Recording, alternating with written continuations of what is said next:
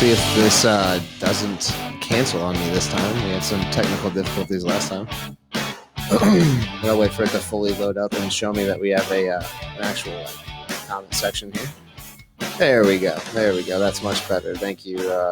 Hopefully, anybody that is tuning in. Appreciate your patience there. We said we were going on 7:30, 7:40 it is, and we're live. So coming in with that rock. Yeah, that's the theme song. That's it. Get used to it. Yeah, there we go. There we go. Oh. All right, guys. Hey, we got some topics that we want to talk about tonight. We're going to try to spread some love and get on to just things that are happening in the community and things people are doing for other people, paying it forward, perhaps, as you may say. Hey, everybody.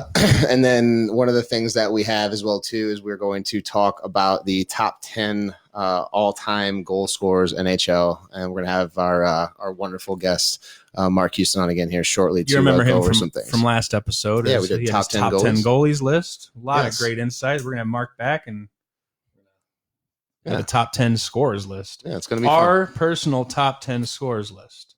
Yes. We'll also give you the actual top 10 scorers. We'll show you what it is on, I believe it's ESPN is what we use to take their top 10. And then we decided to put up what we think that our top 10 list should be. So we'll go over that here in just a little bit. Highly controversial. So stay tuned. Yes. Yes.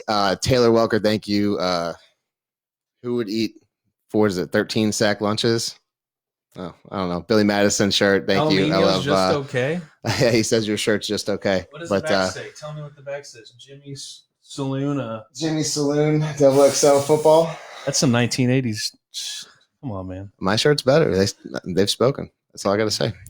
Thanks. So, guys, as you know, we do like to talk about people in the community, things like that have been spreading the love, have been paying it forward. Good stories. As some may say. Positive stories. Things very big from famous musicians, comedians, things like that. Even things from small like people. Yeah, things like our friends that are doing things on just to pay it forward and make sure that people are feeling the love as well too. The great side of people is really coming out during this pandemic. Yeah, it is. I mean, good things. There's endless good stories, but we just picked the few that the couple we see. There's endless. There is, yes. I mean, some of the good things that I've seen that have been coming out of this this pandemic, especially, is the creativity. Me and my buddy Boomer were talking about it, and actually, that's one thing I want to talk about on the Pay It Forward section as well too. We have Boomer and Shay, his wonderful wife, who have been doing videos where they ask their friends to send in either a small video or long, however long you want to do it, of yourself basically lip singing, dancing, and then all of us friends send it into her, and then she chops it up and then makes a music video out of all the videos, and every single one has been so cool so far. We'll actually post those in the comment section so you guys can check them out and see what we're talking about as well. So much fun. It's another way just to communicate with your friends and connect with your friends in this time of it's crazy disconnection. Because everybody's doing different things now. So, yeah. I mean, everyone's life is out of the ordinary. So to have something like that just to do, you can do it from home. It is practicing the art of social distancing. So, Shay, thank you for giving us something to laugh and smile about, and I look forward to the next video for sure. So it's been awesome. Fun. Thank you. Moving forward to another pay it forward aspect from just a friend of mine as well too. Jake Fromm, wanted to shout you out, man. He has not really been financially, I would say, stricken from the whole Corona thing. He's been able to work as well. Wanted to do something nice for a friend, so with his stimulus check, he actually bought another friend of his a PlayStation 4 so they could social distance and play video games from home. So I think that's actually a solid move as well. Super awesome. So a great way friend. to connect with somebody away from your home and still have that kind of team aspect. I know you guys are looking forward to playing some NHL. So solid move, Jake. I wanted to give you a shout out for that. I thought that was pretty cool. You be careful asking this guy to play in NHL. I've seen him. I've seen his team, and they mean business. So. I'm pretty. Bring your A game. Jay Green says staying alive video was pretty awesome. Thank you. That was actually the first one. No, I'm sorry. That was the second one that we did. The first one that we did was Whitney Houston. Want to dance with somebody? Classic. And it was a lot of fun too. So if you guys want to check it out in the comment section, we'll post it in just a little bit so you guys can actually see what we're talking about. I'm actually in both of the videos and I love it. I had a good time doing it. So once again, Shay, fantastic work on the editing and the creativity and everything you guys have put into it. That is so cool, man. Getting up to a bigger scale real quick. I noticed that they have coming up, which I have to find a date. See if you can find a date. We have Feeding America Comedy Festival was something that I think it was Nick actually sent in a video about Eddie Murphy. It's going to be streaming on the Weather Channel and comedy.tv and the Local Now streaming service app on May 9th from 8 to 11 p.m. Eastern. So you know what that means. 7 to 10 p.m. Central. It's actually a great cause. You have comedians, big name comedians. Huge. Eddie Murphy, Adam Sandler, Chris Rock, Kevin Hart, Billy Crystal. Now those are your headliners. Those are your headliners. Those are just the headliners. Then you have, what is it? Marlon Wayans, Howie Mandel, Brad Garrett, Taraji P. She's from Empire. I believe. Okay. She's a comedian, apparently. Okay. She's a pretty serious role she plays. I guess she's funny. Check her out. Louis Anderson, Margaret Cho, Kenan Thompson, knuckle puck time, boy. Mark Barone, John Lovitz, Carolyn Reed, a whole list of just fantastic. Every comedian. Jamie Kennedy. Remember that guy? Remember when he played B-Rad and was that Spring Breakers? No, that wasn't Spring James Breakers. Franco. Yeah, it was that type of movie, though. It was, I can't remember. If you guys remember the movie that he's talking about, because it's slipping my mind right now, please post it up in the comments. Used to be a legend. So this comedy show, that's awesome. The fact that they are using free platforms like the Weather Channel and things like that to put this comedy thing out, it's basically going to be comedians live streaming from their homes, comedy sets, things that they've put together in order to raise money for a local food, or what is it? It is for the Feeding America Foundation. So they're just trying to help, basically in this, and especially in these times, to help feed some people. So I thought that was really cool. It's awesome. That's all I have for my pay it forward section as far as that goes. But awesome. Nick's got a couple things. The comedians are really coming. They're coming. They're bringing it during this time of pandemic, this time of COVID.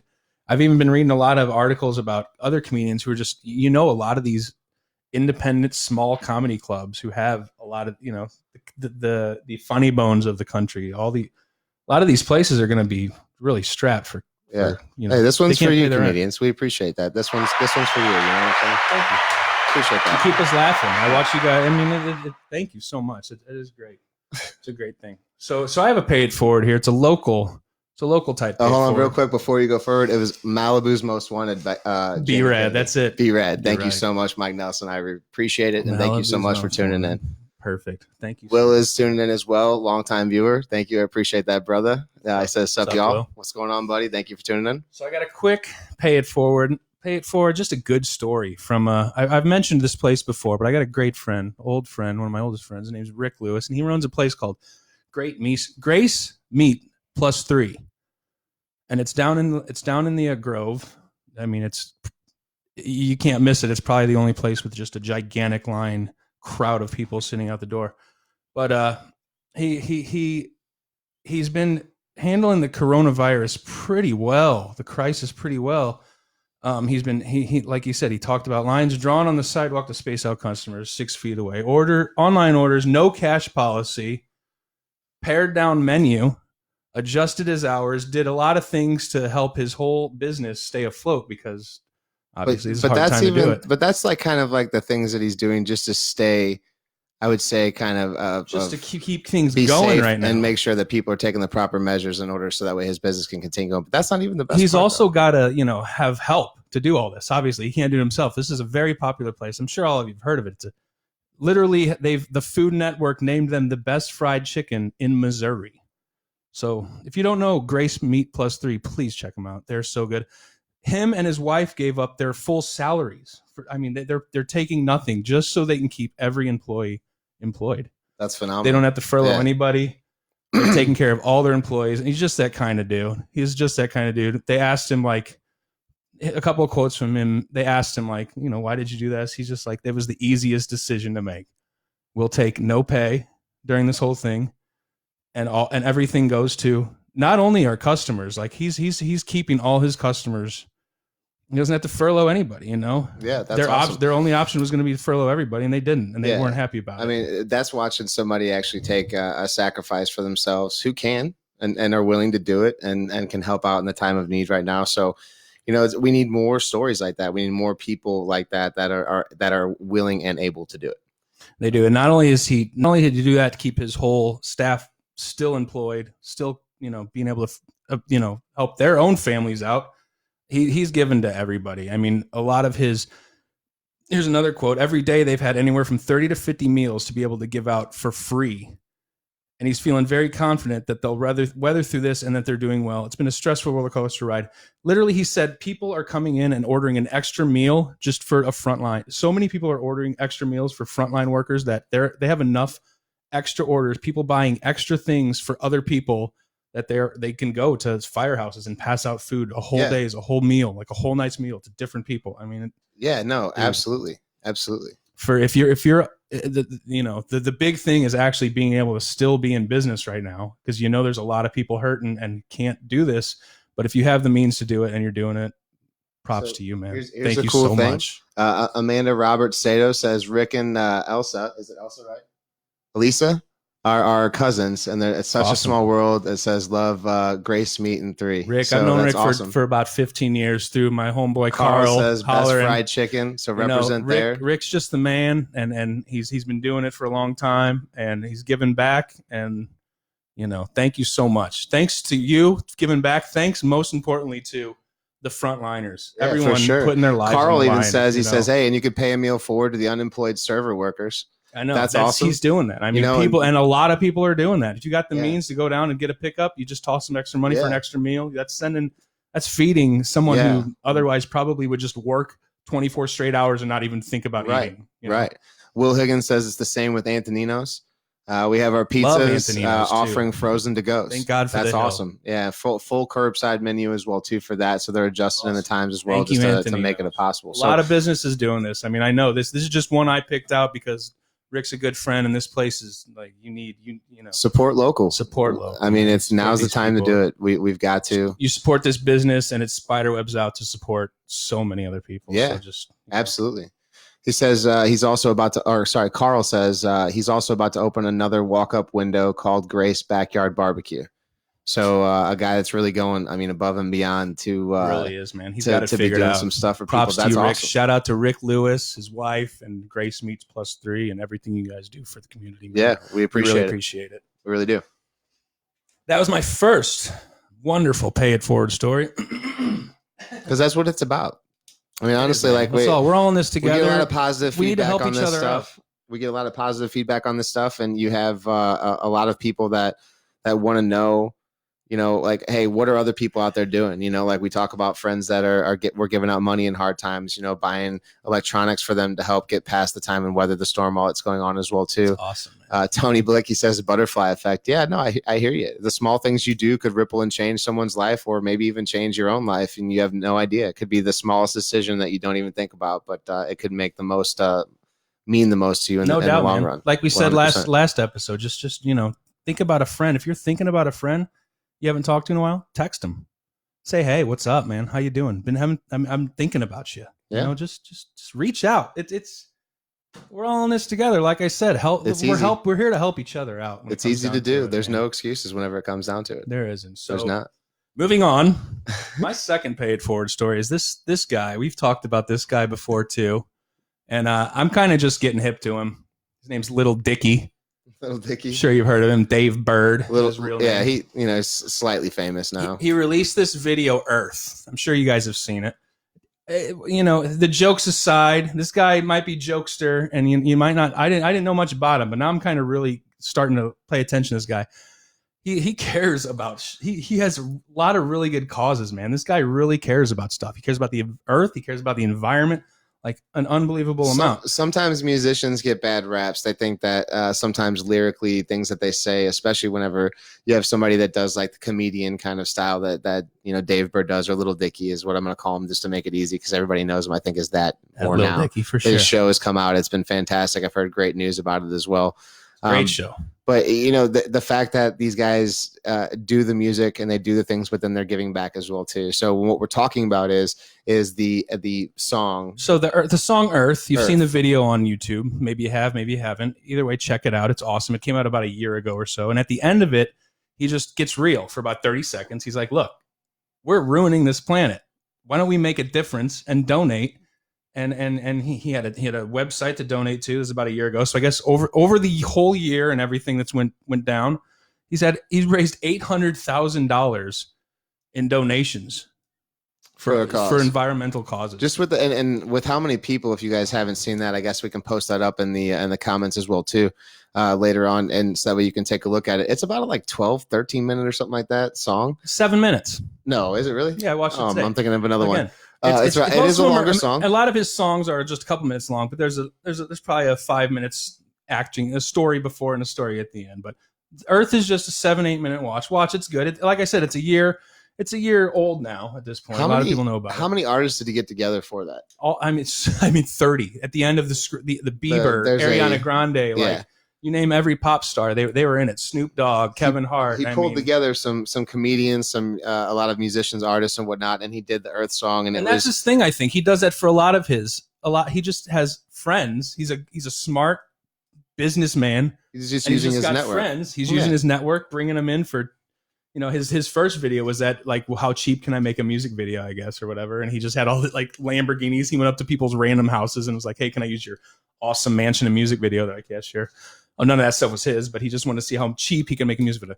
Anyway, my point to this whole long drawn out story is the man raised $800,000 due to that video, almost $1 million. He donated every last bit of it to different causes. 6 different organizations: Amazon Frontlines to protect the Amazon rainforest and the indigenous people, Carbon Cycle Institute to advance carbon farming and regenerative agriculture throughout the U.S., Global Green Grants Fund. I mean everything. Quick Response Fund for Nature, the Shark Conservation Fund, because let's be honest, we're scared of sharks. We need sharks. Without sharks, you don't have anyone cleaning up all that crap in the ocean that dies, and the oceans get nasty. And then the Solutions Project, accelerating the transition to 100% clean energy by providing real-time support to pivotal frontline leaders and organizations in the U.S. So yeah, I mean, he's basically a good guy, is what we're saying. I mean, he's a great guy, and he cares about the environment, and we all should, and hopefully, and I guess the video is a cartoon type, kind of a cool cartoon vibe, but I don't know. Don't show your kids. No, I mean, probably that's how he's known. He's got crude humor, but I mean, that's how he's gotten his. He's hilarious, comedic he's purpose hilarious. out for people. So we're going to talk a little bit about his show that I've already talked about. That is definitely something that was a great cause-wise, though, for somebody like him who has only been famous for a short period of time. Yeah, he just started releasing stuff, recording his own songs and releasing them on YouTube, and self-made, I would say, is safe to say, considering the guy started off doing his own YouTube videos, and then I don't even know why. I think he got signed on because of his name. I didn't pay attention to him. I think you just hear the name Lil Dicky and you're like, what the hell is this? Yeah. But then So we got a couple things here. Is it Rosario Scarrato and Anthony Scarrato for Antonino's shout out for the frozen pizzas and the curbside food? Will Higgins, thank you. Antonino's we definitely will shout them out. No problem with that. So Jimmy Tracy tuning in again. Once again, thank you, Jimmy. Sir. Says, what's up, fellas? The Jimmy update. Absolutely. What's up, Jimbo? Absolutely. So let's see here. What we got here? We're going to do this for Chad Webb. He says, can I get a quick shout out for my father-in-law, Bill Hoffman? He just got out of the hospital for basically beating COVID-19. He was in ICU and a ventilator for 14 days, in the hospital for 22 days total, and he got released on his 68th birthday today. 100%, Chad. I love that information. Bill Hoffman, congratulations, man. We're happy that you are out after a long fight. And we love you, Chad Weber, and getting to go home, man. And Chad, we're hoping that you are doing well as well. Such a great story, man. Absolutely, we'll shout that out. Stay strong, man. Hey, it's all about your willpower too when it comes down to it. When you've got a debilitating disease, I believe in that truly, man. If you have the will to stay alive, you're gonna stay alive. Speaking of Will Higgins says he just wants to say that he appreciates what we're doing and he thinks that this is awesome. Hey, thanks, man. We appreciate you for tuning in and giving us feedback and something to talk about. Yep. keep keeping paying it us forward, going, man. buddy. I would love to hear more stories, and I love getting the word out of people doing good stuff, guys. Because like I said, anything you watch on news or anything like that is negative shock factor, and we're trying to turn that around a little bit and have a little bit of fun and talk with what you guys want to talk about. So Sure. once again, we're keep the topics coming. we're going to start doing some try to start doing this on set days. We would like to. We're talking today. about Thursday is one of those set days, and we're thinking Monday. So Mondays and Thursdays, Monday. I believe. We don't have really much going on Monday. You guys, let's talk on Monday. So Mondays and Thursdays, tune in 7:30. Let's add some spice. We're going to try to do this on a regular basis to just going to see if we can get some more interactivity from you guys, questions, topics. I've got actually some good stuff to go on with some sports later, and I hope you guys tune in with that because that's going to be a lot of fun. And I'd love to hear some comments on my top 10 goal scorers of all times for NHL because there may be some controversy. Teaser, don't forget top 10 scorers list coming soon. Chad says, thanks, guys. Dude, hey, you don't have to thank us, man. We're honestly thank you for giving us that information, and we're glad that we can at least let people know and spread the word that there's people that are fighting this and getting over it, and that there are positive stories coming out of it, man. So thank you for tuning in. I like how they've done that too. They're not even the at least locally or in the United States. I've seen more of the recovery list than the how many people have died list. So I mean, like, we're trying to spin it in a more positive light. Let's be honest. Like it's a dark I'm thing. hopeful, guys. I don't know about you. I'm the one that's going to sit here and say hopeful that there's light at the end of the tunnel, and that we're going to find a way to I don't want to say adapt, but we're going to change the way that we have to do things to sacrifice. We're going to find a way to get over this, and we're going to be better at the end of it. Maybe this happened for a reason. So I mean, we should have adapted a long time ago. Oh, are you in an environment kick right now? He got that story going, and now he's all riled up about the planet and whatnot. So. Just to finish the Lil Dicky Dave Bird story, that was 600. That was 100,000 to each of those charities I mentioned, and then 215,000 to launch a COVID-19 climate response fund. That's awesome. I mean, just giving back, dude. Thank you, thank you, Lil Dicky. Yeah, for sure. You awesome, and I love your show. We'll talk about that later. We've got some other things to talk about too. I reached out earlier on Facebook and asked some people if there's anything they wanted to talk about. I would love to get more feedback on that, guys. If you ever see me post something on there, and even if you don't get a chance to tune in, but want a topic for us to talk about, I love any type of ideas that we can get from it. While we're kind of on the music tip, I'd like to maybe fill people in out there who are bored with just some live streams that I haven't personally been checking out, but you obviously can't go to concerts. You can't see anything live because I'm not the only one. I'm not the only one who's really sad about the fact that I can't go to the Old Rock House. I can't go to the Pageant. I can't go to Del Mar Hall. We can't go see live music right now. So what are we doing? These bands also, that's their living. They have to make money somehow. So what they're doing is, and this isn't the first time we've talked about this. I know I'm getting repetitive, but it changes every week. Every band has a live stream out there. Like some free, you can some still paid watch. For. They might not be playing live in front of your face, but they're gonna have an archived, one of their best archived shows to offer you per week. So anyway, I made just a short list of my favorite live streams happening right now, and I'd like to share that with you. So top live stream, and it's actually tonight. It's every Thursday, and I would never support a live stream that's happening between 7:30 and 9:30 because it's funny. I had a whole list and I was like, wow, all these live streams are tonight while we're on. So I don't know. You're staying here with us. But at 10 o'clock tonight, the Andy Frasco's World Saving Shit Show happens. Pardon my language, but that's what it's called. Search Andy Frasco in the UN, whatever. He's got many band names. What is this? What kind of music are you listening to here? This guy is, search him up. He's one of the wildest. He's got a great podcast, one of my favorite podcasts. It's called Andy Frasco's World Saving Podcast. Okay. And just listen to him. If you don't know him, he's in the jam world. He's a jam band. He crowd surfs every show. He dances on his keyboards while he sings. He chugs Jameson. He's wild. He's awesome. His podcast is all about mental health and keeping yourself healthy. And he's in the jam world, so he's seen all these people. He's lost a lot of friends, There's an epidemic of just people taking their lives in like the music scene. It could be drug induced. I don't know what it's mental health. We need to keep our mental health in check. Well, we talked about that. The show to listen to is Andy Frasco's World Saving Shit Show tonight at 10 p.m. Check him out, man. It's Facebook Live. I'm sure it's public. You guys can watch it. It's one of my favorite streams. That's number one. That's tonight. So there was so many more for tonight, but like I said, I cut them all out. Don't leave us.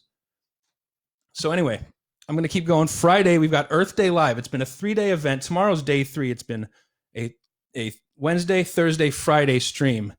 And like I said, it's a 3-day event. Tomorrow's the final day, but there's so many good, from Jason Mraz to Jack Johnson to Questlove to Talib Kweli, like Keller Williams. They're all on this different one. Oh, they're sorry. all on Earth Day Live day 3. And like I said, it's been a 3-day thing and it's free. By the way, these are all free live streams. There was so many to choose from. These are all free. You don't have to pay anything.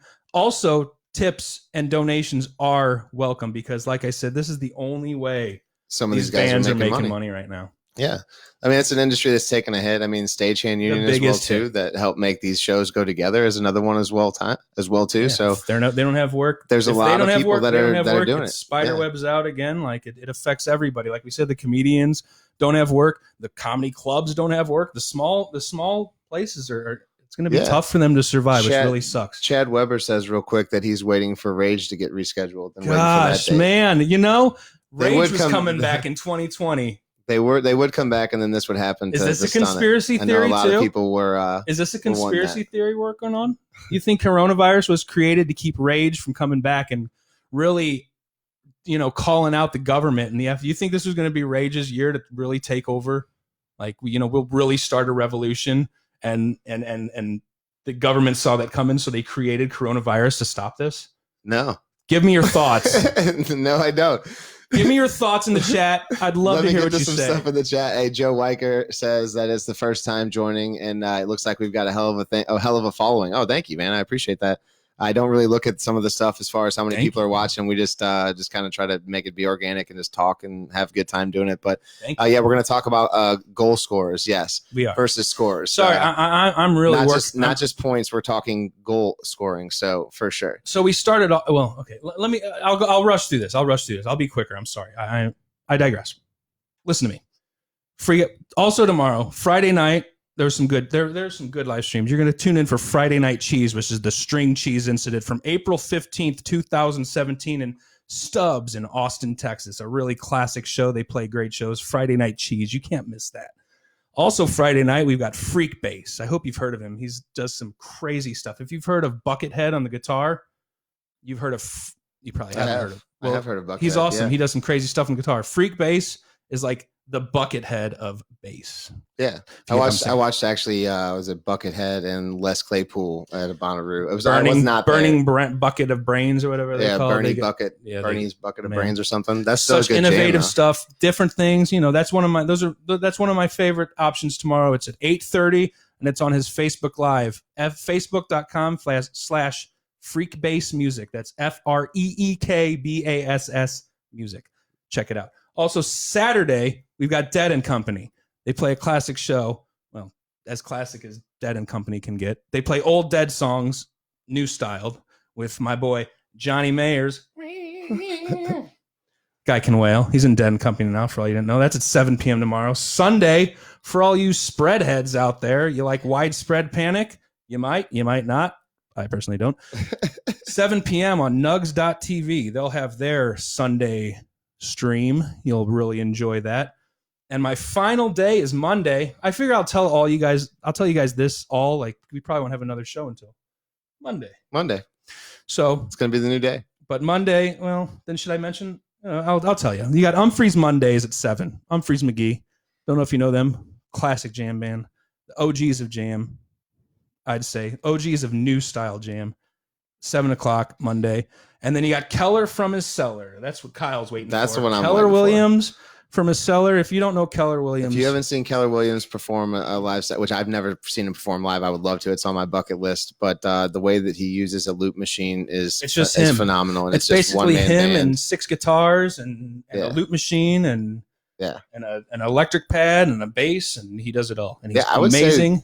We're like the musicians nowadays are like on a whole new level. Like, the things that they have at their exposure that maybe some of the older musicians did not. Technology's like come a long way. Let's Yeah. be honest, and it helps. It's definitely helpful, but real quickly, We've mastered it. Jordan Smith says, "Hey, what's up? Hey, Jordan, thank you for tuning in and congratulations on your healthy baby boy that you and Shelby had today, man. It was good to see and hear that everyone's doing well. congratulations, There we healthy go. baby. We're gonna give you an applause for We that love that. because we love you guys. We love that. Joe Weicker says, if you're a bluegrass guy, String Dusters are playing a live show tonight. So that's another. That was another on my addition list, on but I the decided to delete that because I don't want you leaving to see the infamous String Dusters. I want you to stay here on the Nameless Shameless podcast. Joe, hey, good call out though. Honestly, that was Good something call, that we were though. talking about Infamous earlier. For String sure. Dusters are legit. Yeah. If you get bored, I don't know, go check them out. So is that your lineup that you have for your live streams? Those were all free. Every live stream I named was free. Also, there'll be an option to donate or tip, except for the Keller. Why are you holding your microphone like that? Except for the Keller show is $5, it said, which I just imagine you'll PayPal $5 and you'll get access to the show. It's so worth it. Like, think about that. If you see a 3-hour Keller show at the old Rock House, it's going to cost you $25-$30. That's all there is to it. Yeah, that's $5. a hell of a deal for an artist of his stature to be doing that. I love the fact that these guys are doing that as well too. It's awesome. They need the money. They can't do anything else till possibly 2021. That's Nick, I think you had a Ricky Bobby moment there where you're like, I don't know what to do with my hands right now. Sometimes you just don't. They just raise and you can't stop them. All right. Well, hey, that's great. No, hey, more feedback that you guys have for music, anything that's going on. Please, we love music. Also, all those streams, check out nugs.tv or relics.com if you can't find them anywhere. You want to play this back, you want to listen to what I just said. It was all fast, I know. I'll slow it down one of these days. Nugs.tv, relics.com. Please support these bands. We love you. For sure, dude. And Joe Weicker says he's staying here, not going to go to that other one. So thank you, Joe. We appreciate that. We are better than the infamous String Dusters. Confirmed. Thank you. John Neslov says that Farley shirt is the jam. And I do know how much of a Farley fan that you are, man. John and I Neslov. love that the Chive has been doing some really cool stuff with some of these shirts and whatnot. So I try to pick up when I see something that's nostalgic to kind of like my childhood, whenever, comedy was a big part of me growing up. So anybody that knows me knows I was kind of like a goofball or whatever my entire life. John, you too, buddy. We were in the same boat there. So we're going to move on from music. We're going to go into movies for a little bit, or just entertainment. I had a couple of things that I was going to touch base on that are actually coming up here soon. And they're going to be next month, actually, from Netflix. I'm going to get into that in just a second. Just a couple of things maybe you might be interested in checking out. Boredom movies. Steve Schaefer, I believe it was, said movies that are so bad they're good. And then he posted Basketball. So here's the thing that I disagree with that, Steve, is that Basketball is a fantastic movie, and it's so good that it's good. It's not so bad that it's good. But if you want to talk about movies that are so bad that they're good, like Hobo with the chainsaw or something like that, or Hobo with the shotgun, yeah, that's like one of those movies that are like so cheesy and terrible, but they're good. The ones you can't like seem to look away from, but I wouldn't put Basketball in that category by any means. So May upcoming Netflix series. I don't know if you guys have seen this stuff coming out. I'm a huge movie buff, TV buff, stuff like that. So my mom actually posted when I asked for some content of what people want to know about. She said Shout out movies to and Sue. whatnot. Yeah, shout out to Sue. She's a saint. Dorothy Mantooth is a saint. So she said, give us some movies or TV shows or something like that to watch and give some people some recommendations on. So nothing that is already out or anything like that you're gonna have to catch up on. I found a couple of things that are coming out on Netflix Brand new soon, series. like in a couple weeks. Or We'll have soon the to first come one. out. So the first one that I'm going to have on my list is going to be a show called Hollywood. That is going to be like a drama. It has a very interesting trailer on Netflix if you want to check it out. It was, I would say, on the list of things that are coming out, sparked my interest, something that I might check out to see. I don't know. It could be a dud, but it looks like it's got a decent cast and can go somewhere with it. So the next one is May 15th. There's a TV series coming out called White Lines. It's actually it's all British cast. It looks like something to do with like a DJ, or this girl's brother's a DJ. He turns up missing, and 20 years later, she's investigating his disappearance, and then she starts to unfold some facts about the things. Looks really good. Check that out. That's another trailer that they just released not too long ago as well. And last but not least, on May 29th, I'm looking forward to seeing it, Space Force. From the creators of The Office, Steve Carell himself is also directing it. It is going to be basically just a spinoff of, I believe, what they think the Space Force is going to be that Trump was talking about. That's like the protecting our satellites, space farce, protecting our satellites and other things and stuff. But it looks really funny. It's going to be a great parody. If you've got a sense of humor, you should definitely check it out. I'm very interested you can. in this. Let's dig into this a little bit. We got, oh my gosh, look at this cast. What? We have Steve Carell, John Malkovich, Benny Schwartz. If you listen to Comedy Bang Bang, you know Benny Schwartz. He was also in Parks and Rec. Friggin' hilarious. Oh my gosh. Lisa Kudrow. And Lisa Kudrow's in that as well too. So Fred Willard. Space Force is going to be funny. It's going to be funny. Favorite show. If it has something else that do with the fact that Space Force itself is Taylor Welker's got a shirt that says Space Force. I love it. I can't wait to see what they do with it, just because I know that they're going to be off the wall with it. Carl says Basketball was awesome. Absolutely, 100%. And he says Highwaymen on Netflix is a good flick. Yes. If you guys haven't seen Highwaymen, that is a really good newer Netflix movie. I think it came out in the last couple years, about a Bonnie and Clyde story like you've never seen before. And it's I watched it. I actually thought it was really well done. And yeah, I'd say that's definitely worth a watch if you haven't seen it as well too.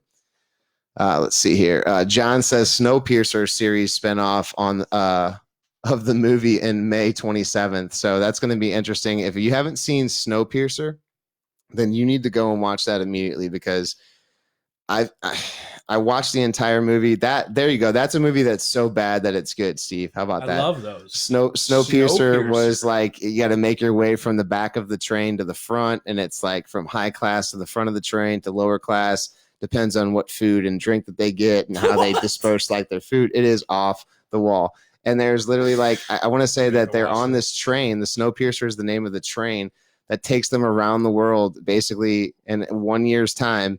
So when they come around this point every year, they always have like their New Year. Is that the one with Tom Hanks and the hobos on top of the train? No, not even close. This is the one with Chris Evans that played Captain America, and he is like the main character in there. And wow, that is it's apocalyptic times. You can't live outside on the planet because it's frozen tundra, and like you won't live out there, is what they say. That's why everyone lives on the train, and that's so everyone has moved to Mars at this point. Check it out so you can give some feedback on it, because it is one of those shows that they're doing clearly a spinoff show. Clearly, they're doing a spinoff on it, so for sure. A spinoff on what? This is a movie. This is going to be a TV series, apparently, that they're doing a spinoff of the original movie that's going to be on TBS. So this was a movie, and they're doing a spin-off series about the movie. John Nesloff says he's got a great Farley story. May I call him to tell it? Is that even a question? I mean, we want your phone calls. We definitely want John Nesloff's phone calls. Fish, I hope you got your phone on you, buddy. It is. He's Fish. John Nesloff is Fish. He knows the deal. I had a different name. John Nesloff, how the hell are you? What up, John? How the fucking hell are you? Oh, you know how we're doing, man. I knew you couldn't help but make comment on the Farley shirt. I know you are also as big of a fan as I am. I remember watching some Farley greatest hits, I think, at your house one time back in the day. But but let's hear your story, man. I'm curious. John, I just want to say one thing. Last time, I think I remember hanging out with you. We stuffed so many hockey bags in the back of Eric's little Mustang, and then tried to shut the trunk or the top. No, the top and the whole back window blew out. Yeah, totally remember that. Oh my gosh. Oh my god. Good to see you, buddy. Good to hear from you. That was classic. Yeah, absolutely. The Farley story. Oh my god. So this was back in like, it might have been post high school, or it was definitely post high school. Me and Jeff Hill, if you don't remember that name, he's one of my best friends. And I was dating a girl at the time, and her friend and me, us four. Well, this all started with the Mother's Day episode of Saturday Night Live. Okay. And by that time, I had been a huge Farley fan. He already passed away, but the Mother's Day episode comes on, and she comes on and she says, "My name's Mary Ann Crosby Farley. Most of you don't know this, but when Chris was born, he weighed 10 pounds, 11 ounces. and was only 15 inches long. And then he starts laughing like with his stupid laugh. Anyway, so I take it upon myself to call 411, and I knew he was from Madison, Wisconsin, and I asked for the number for Marianne Crosby Farley. They gave it to me. I called her. His actual mom. I talked to her on the phone. Swear to God. It was around the holidays, around Christmas time, and I was like, I'd really like to come visit you, and she's like, oh, I don't know if that would be good. You kind of forward. It's holidays, and it was totally crazy I was going to do, but she's like, it's the holidays, and I do miss Chris around this time and everything. And Tom Farley is dead. Eric died. He was a big, fat disgust. And it was terrible, but they had a weight problem in their family. I would imagine she was a bit heavy too. Yeah. So we go to Madison, Wisconsin, and then he's in a mausoleum in a cemetery off of a street named after him. So it was called Farley Drive, and he was in Resurrection Cemetery in Madison, Wisconsin. So I go to his mausoleum, I take the picture of me in front of it and everything, so it's all photogenic. And I still got that picture. I framed it and everything. And then we did something that me and a couple of the other guys did in St. Louis, where we had attempted to rip the peach sign off of over in I'm sure you remember this. I can't say the names of the people. Right. I can't incriminate the names of the people that were involved in that. Please don't. They are I think they're law enforcement now. So. But so me and I call him Hank because his name's Jeff Hill, Hank Hill, King of the Hill, whatever. So I call him Hank. So me and Hank are attempting to rock this Farley sign. We're hanging on I'm hanging on one side, he's hanging on the other, trying to get, and these things won't come off. Like it's like we're like ducking in the bushes, trying to dodge these cars to get this Farley sign off. Yeah, to get the sign off, and it never came off. It just ended up looking like. Mind everyone that this was like almost 20 years ago. Yeah, I mean, this was I don't even know how long ago this was, but yeah. So, and it was like, I don't know. I mean, Madison, Wisconsin in the winter, there was like a foot of snow on the ground. It was so cold. So anyway, that didn't end up working. All was left when we it was at like a 90-degree angle, and we just left. We gave up. Oh my God! So you defaced the sign, basically, left it as is. Right. Exactly. So I go. I don't care if I give her address out now, but I still remember it. 97. No! Don't give out addresses on here. Don't give out addresses on here. She may have passed. She may have passed by now.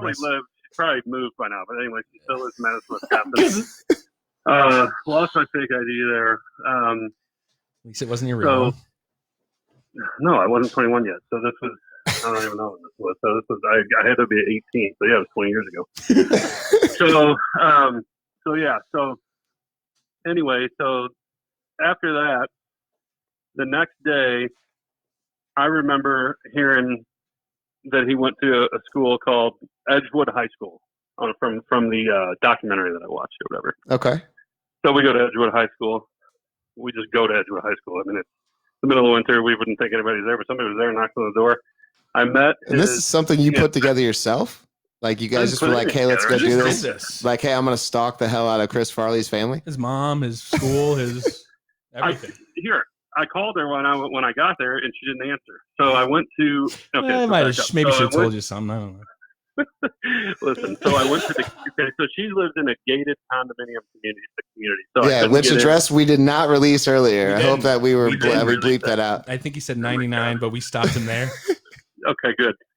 So I'm trying to I think we might have even attempted to jump the gate, but we just left. Oh my God! And I was in my B&E, man. That was terrible. So you guys basically were trying to I think we're at statute of limitations at this point. And he had already passed it this time. So this is just full on harassment. All right, so you're stalking Chris Farley. You almost perform a B&E and go finish this. And so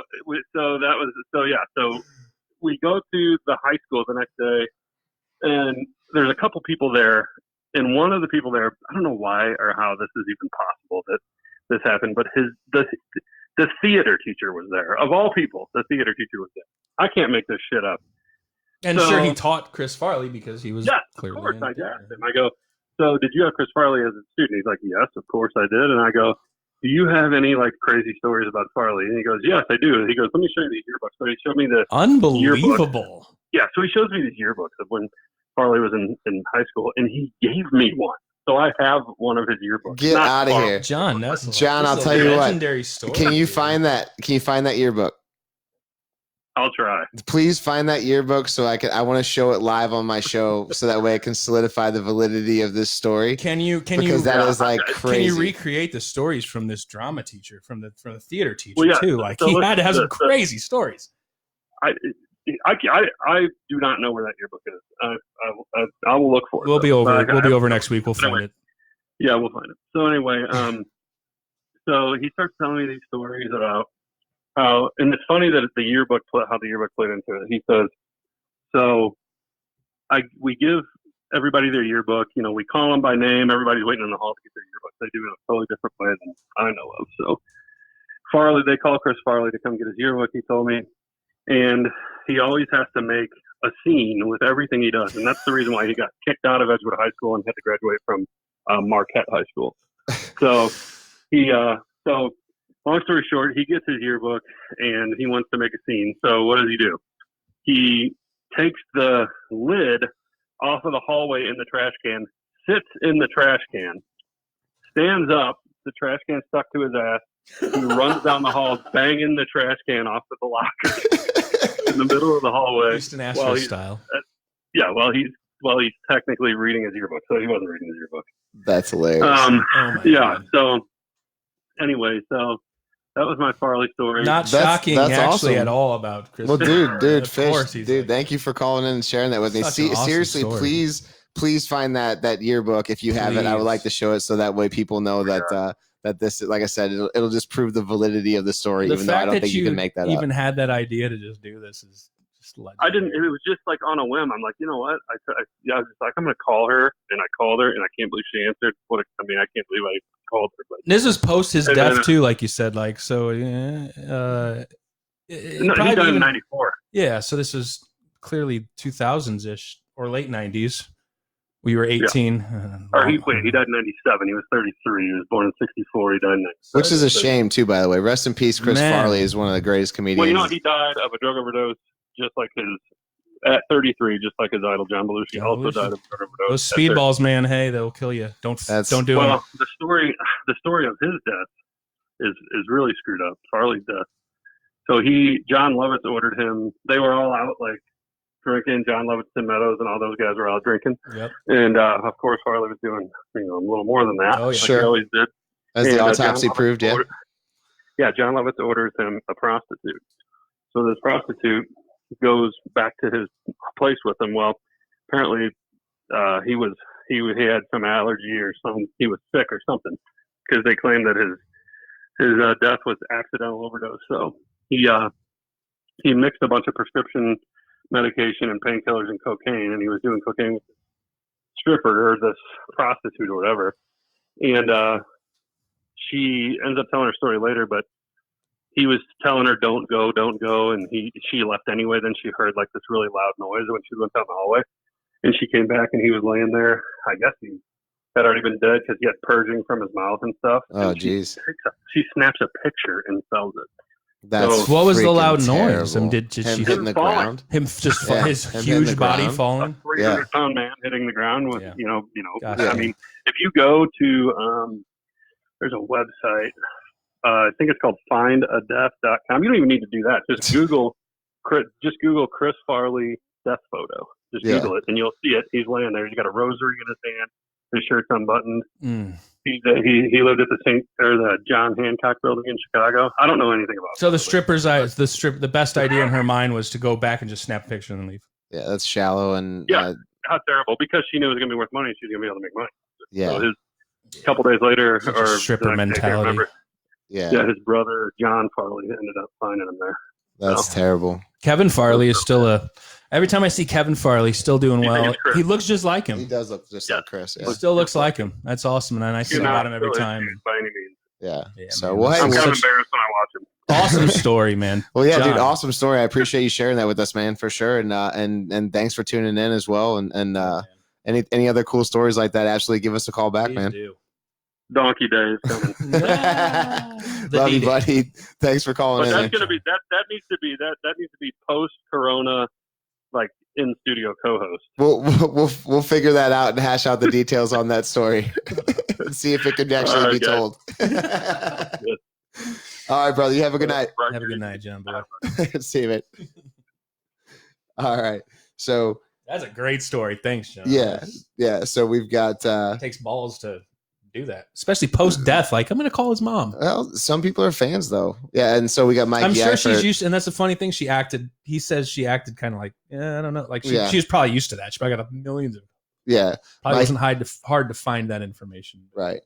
Mikey Eifert says Beverly Hills Ninja is one of those movies that's so bad it's great. God. Yeah, I can agree with that. Agree with that. Roberto says that it's so good. The Snowpiercer is so good. It's a graphic novel as well. Heard a lot about the story's crazy. I can understand it. I've seen the movie, but it's one of those things where I've got to say that it was just very, very far out there, and it was just strange.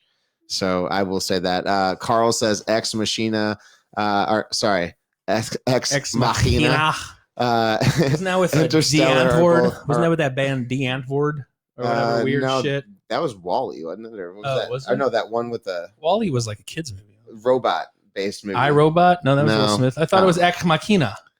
That's a robot chick. That's the one with the robot chick, but I don't think that was the one with D'Antwoord in it. Either way, thanks, Carl. Thanks, Carl. Taylor Welker says she stole his watch. I would not be surprised if that's referring to the Chris Farley thing. That probably would not the hooker not surprise me. Stole his watch, took a picture, and left. So and Narcan wasn't as readily available in those days, I'm sure. So she didn't have Narcan in her pocket like most hookers these days to bring their Johns back to life. Right. AJ Med says, call him whenever I'm ready to talk hockey. Well, it's funny that you say that because I think we're about to transition that in here in just a minute or two. In just a minute or two. We're going to get to the top 10 list and see if there's people that agree or disagree with some of the things that we have to say. We have the actual top 10 list, and then we have 3 opinions. Mm-hmm. So we they're all lists of our own, right? Like there's no really rhyme or reason to these lists. They're kind of just our own lists of our favorite top scorers of our lives.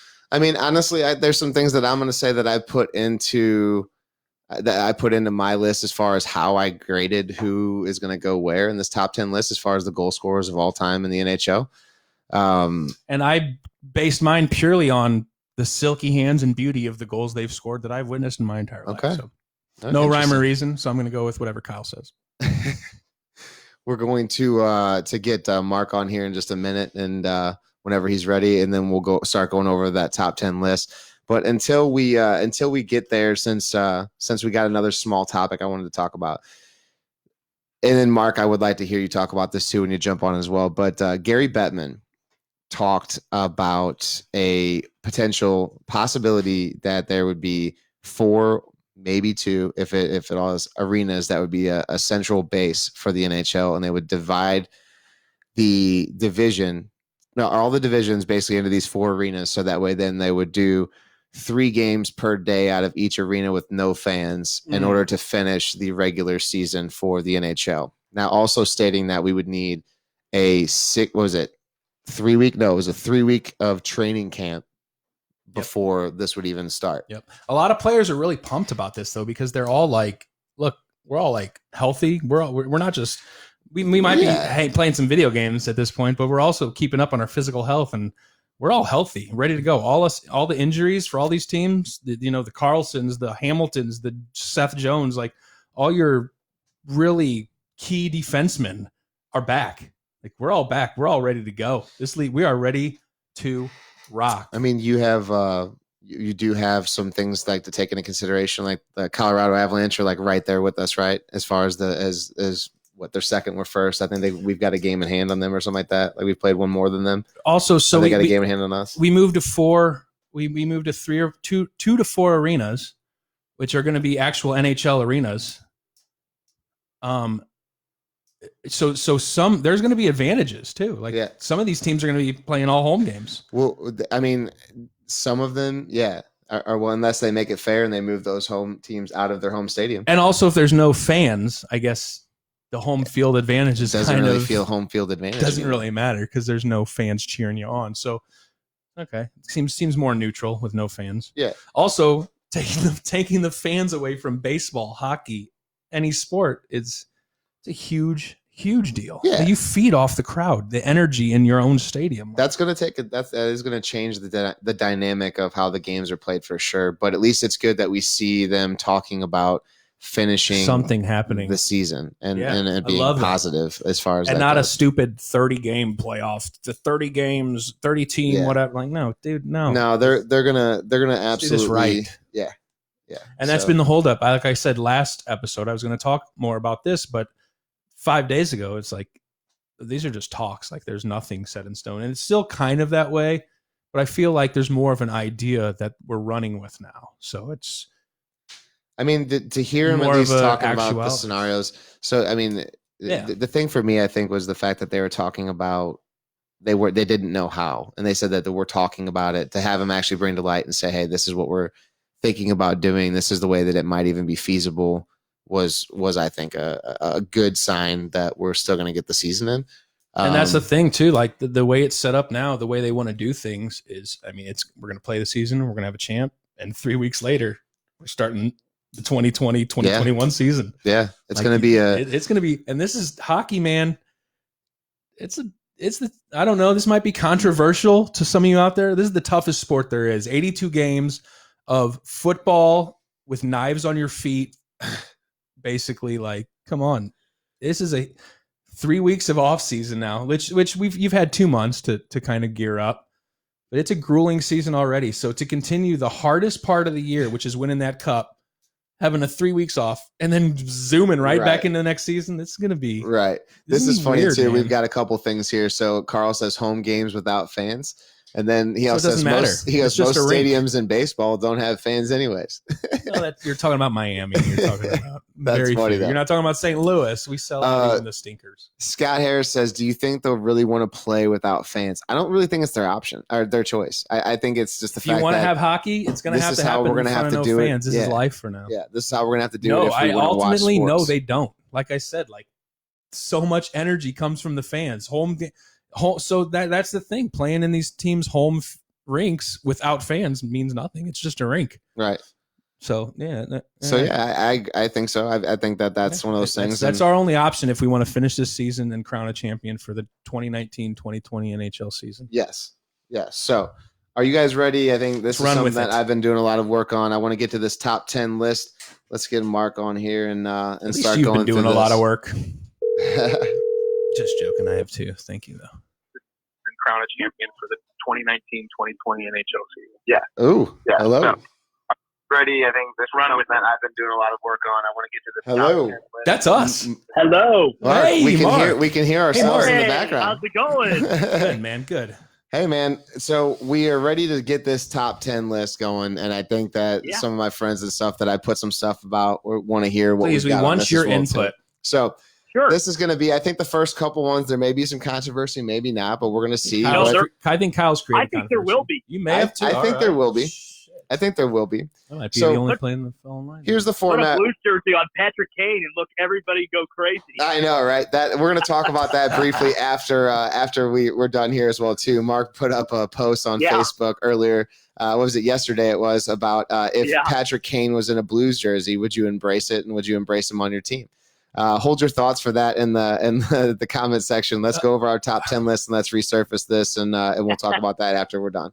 So we're going to do the same format as we did last time. We're going to bring up ESPN's top 10 list as far as goal scorers. Let's change it up a little. Let's go one by one, round table, 2, round table, 3, round table, rather than 2 at a time.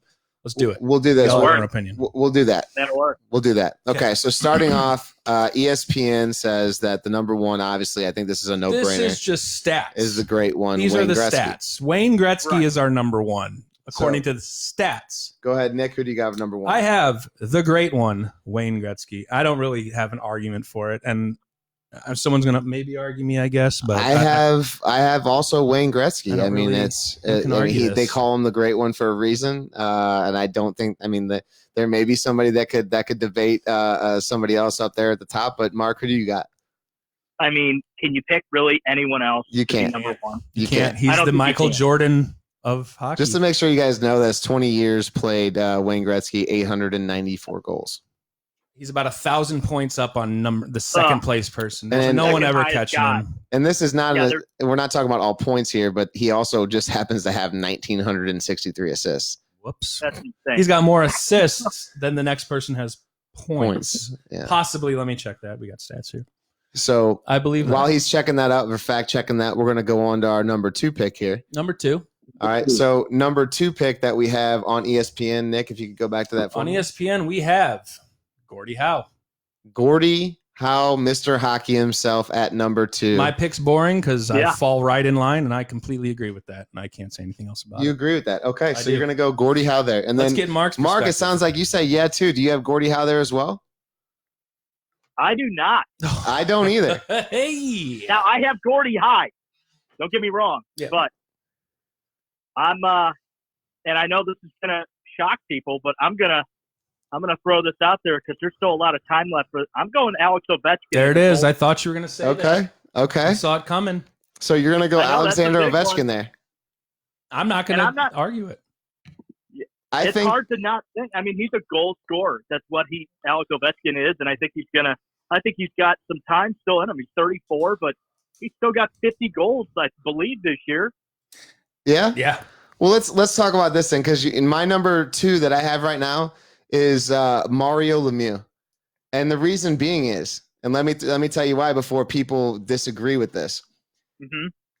Mario Lemieux only played 17 years in the NHL. 3 of them were kind of stricken because he was Short. sick and he Short. had his Hodgkin's disease that he Hodgkin's battled. lymphoma. Which, if you The man take battled cancer during his. into professional consideration that the man has 690 goals and 1,033 assists in basically like 14 years instead of his 17 that's Yeah. posted because 3 of them were short and 3 of them were shortened up very, very much. Okay. Yeah. Yeah. I put Mario Lemieux at my number 2 on the list, and of course, with active players such as Ovechkin, like you chose, that can all change depending on if averages stay and if he stays in Right. the league, which we'll talk about that a little bit in the depth Right. as well. But I had to go with Mario Lemieux as number 2 as the second Which is solid. overall, Which is, best goal scorer I of stuck all with time. Gordie Howe, and I can't really disagree with either of your guys' picks. No. So we're all in. Yeah, we're all in the Yeah. boat. So we're moving on to number 3. We're gonna go ahead and move on to number 3. Number 3, the NHL, the actual statistical all-time leader is your boy Jaromir Jagr. Okay. Oh, Now I'll tell you, Wow. I'll go. I waited and went last time, so I'll go first this time. I have Ovechkin here. All right, the guy already Right. has 706 goals. He's Right. only played 15 years in the league, so at that pace, let's say that he on average plays 5 more years, and maybe slows down a little bit. I mean, he's going to absolutely pass. He's going to pass up the number 2 man on the list, and he may even give Right. number 1 a run for the money. May. Okay, so Yeah. I had to put Ovechkin up there at number 3 because of that, and I don't think his body's given up on him. He still hits and he's No. still Doesn't physical. seem to So be. I think we could get 5 more years out of him if he has that drive, think which we could. I think he still does. And I'll So- follow I you think up. he does I'll too. follow you up, Kyle, with my number 3 because I also have Alexander Ovechkin. Okay. I bumped him up. I mean, yeah, for all the same Yep. reasons you had. I mean, he will take Gordie Howe over. There's no question. I mean, he's got a long way to Gretzky, but Yeah. Yep. as far as just pure goal scorers, man, when he gets in that kitchen and takes that one timer, that's Brett Hall-esque. Brett Hall may have has coined that one timer, but Alex Ovechkin picked it up and ran with it. Yeah. And- Yeah. and You know what? The goalies see it You know it's coming, coming. they still can't stop it. Right. They can't. That was the So- same way with Hall. Like you knew Hall Same was way. going to shoot, and you still couldn't stop it. You're right, dude. They see it Yep. coming and they can't stop it. Yep. You're dangerous. You're a dangerous friggin' player. Yeah. So, So- my 3 I is agree. also Alex Ovechkin. Let's go to you, Mark. I've got Mario Lemieux at Okay. number 3. So me and you Yeah, I have think it goes Lemieux and back to- Ovechkin. It goes back to the 915 games that he played, where he's like, you know, Yeah. 4,000 to 5,000 off the guys ahead of him. Yeah. And he had 690 goals. So The man think, battled legitimate cancer for 3 years during this career and still ended up Three where out he of the was. last 4 years. 3 out of his last career, 4. Came back actually afterwards. He missed 1 year completely. So don't forget about that. He actually has 3 years that were struggling from the beginning. He had 1 decent year that he came back and fought through it and played, I think, when they were in that playoffs. Yeah, absolutely. Right? So there's 1 year, though, he didn't even play in between that as well. Okay. Right. So, and then I see One Nick thing I put didn't Howell do. there as well. He said Gordie Howe was his number 3 pick. Right. So let's move on then to number 4. Number 4, the NHL stat leader and the 4th overall score is Brett Hall, the Golden Brett. And you want me to go first? Because Go I ahead, Nick. completely Go agree ahead. with that. He's number 4 to Go me, ahead. too. So He's you number agree? 4 to me, too. Okay. And, it's just because I'm a St. Louisan and I grew up with this friggin' guy, the legend Brett Hall. Yeah. Just an absolute legend, an absolute beauty So on and off the ice. So then who Still to this day, let's be honest. who do you think, Mark, for that spot for number 4? I agreed with Guess Brett who Hall. take a guess who I got. I got Brett Hall. Brett Hall? Thank you. If you're a St. Louis, then you got to have Brett Hall. You do. Okay, I am. At Hey, I'm a least in St. your top Louisan. I'm a St. Louisan, and I'm not going to lie to you. I had Brett Hull one more spot down because Marcel Bumped into Dion. 5. Okay, You bumped. Yeah. Marcel Dion only played 18 years. He had 731 goals. Hull played 19 years, had 741. If Dion on average, and like I'm a man of averages, looking at how they would have played, and there's always the what if they would have played, right? So he clearly would have finished with more goals than Brett Hull, and that's why I had to put him on this list. Now, also, we're not talking about points in general, but Marcel Dion also had over 1,000 assists, whereas Hull only reached 650. So that's why I had We're to going put statistically. I had to here. put as goal scoring wise, Marcel Dion, if he had another year, the same amount of years as Brett Hull, he would have outscored him, and that's why I have him as number 4 on my list. They also both, let's be honest, played on questionable teams. Marcel Dion for sure played on some pretty crappy teams. Sure. Brett Hall, I feel like our teams, we loved the Blues in the 90s and the 80s, but overall, like we were, we weren't the best. Right. We had a good foundation. We had Oates, we had Hall, we had Hall and Cujo, Oates. we had some good lines. We had Janney and Shanahan before they started. A lot of times pounding each other's wives or whatever they were doing. I don't know. Thanks for tuning in, Joe. If you hear Brett talk about it, and he goes, "I don't even know if I would have had near as many goals without Oates." Adam Oates knew where I was before I did. The connection, so it's almost like the original connection, Hall and Oates. Like, dude, yeah, yep. No, I agree. I agree. Days. Now I'll start off with my number 5 pick. Or did we get everybody? Did I miss somebody? I think we all. I think right? Who was your 4? All right. Me and who was your 4? My 4 is Marcel Dion, and you guys all have Brett. Okay, well, I have Brett Hull for number 5. There you go. So I'll start off. You guys can go ahead from there. Holly at 4, ESPN actually has Marcel Dion, who I had at 4. And I will. You want me to go next? I'll go with 5, and I have Jaromir Jagr down here at 5. Okay. And I mean, come on. I mean, Jagr, like, he's a legend. We saw him play. The silky smooth mitts he had in Pittsburgh. I mean, he did have Lemieux. The Jagr-Lemieux connection reminds me of today's Malkin Crosby connection. I mean, Pittsburgh's always just had that domination. Like, I mean, they've always had that 1-2 punch. And Jagr, and I'm just talking about Jagr's old days in Pittsburgh. He's been everywhere. This man, and he's still everywhere. Still, he trains the crap out of players today. Players love training with Jagr. He's 40, a hard worker. 46 years old. He's a hard worker. Burning. 20-year-old models taking pictures with him. Right. I mean, Jagr, total he's legend. Doing something right. Jaromir Jagr. Sure. He's my number 5, and I'd like to hear from you guys who your number 5 is. Nice. So I had Brett Hull, and then Mark. Who did you have there? Okay, so I got someone entering the list that no one said yet, and I never really got to see this guy play, but Mike Bossy. Okay. On my list. Heard so many things because the Islanders. 752 games, 573 goals. Okay. I mean, that's crazy. That is. Yeah. How many careers or how many years? I mean, in his career? I think he played 10 years. I want to say 10 years he played. 78 to 87. You're right. Yeah. Yeah. So I mean, and he was on those Islanders, just the legendary Islanders team. Yeah, no, he's up there, man. He's good. I'll tell you, he's a notable first round on my pick, list. 15th overall. And I think he's just a straight up sniper. That guy was a goal scorer, and that's what he was. He was a sniper before sniper was a word. Yeah, honestly, like Really? No, that's the truth. So many just Yeah. great seasons. Like, look at that. Look at Yep. those seasons. So we've got him at 10 years. He had 573 goals. I mean, that is good, man. If you put him at Is this literally, real right if you here? if you put him at that 20-year mark or whatever, the 19-year I mean, mark, just even think what he could have done. Did he? Right. Oh. think what he could have done. Now, Well, he was correct me if I'm wrong, but he was a bigger guy, wasn't he? I don't recall Bossy being that. Mike That's Bossy big. was 6'0", 186 pounds. I am bigger than Mike Bossy. So yeah, fat Yeah. wise. So back then, Matt might have been big for the NHL. So I mean, Yeah. but look at these. I But, mean, look at his. yeah, he no, you never can't- finished. He never finished lower than 5th in the Lady Bing voting in 10 years. Why was this? Wow. Why did he play 10 years? He was so good. I don't know. Was it an injury? I- Was it, And he was kind of before our time where dude? I never really knew much about him, but Was I he talked just to someone gassed like- at the end of his career? Like, maybe that was it. I mean, look at those, the they went point to the totals. Stanley Cup Holy Finals like shit. 4 or 5 years in a row. Those were I'm sure those they probably Islanders wore team that before the Oilers were a dynasty. Yeah. The Islanders were the dynasty. I'm and- not gonna lie. I mean, for Yeah. anybody that's sleeping on Mike Bossy, that's a good pick there, Mark. I like that. Yeah. I Beautiful. can't Right, argue that with in. that and say that is anywhere like that. I can even say anything negative about that. That's an Yeah. awesome guy up there. 10 years. And So you got what he him- you accomplished got in him at 10 your years number was 5? legit.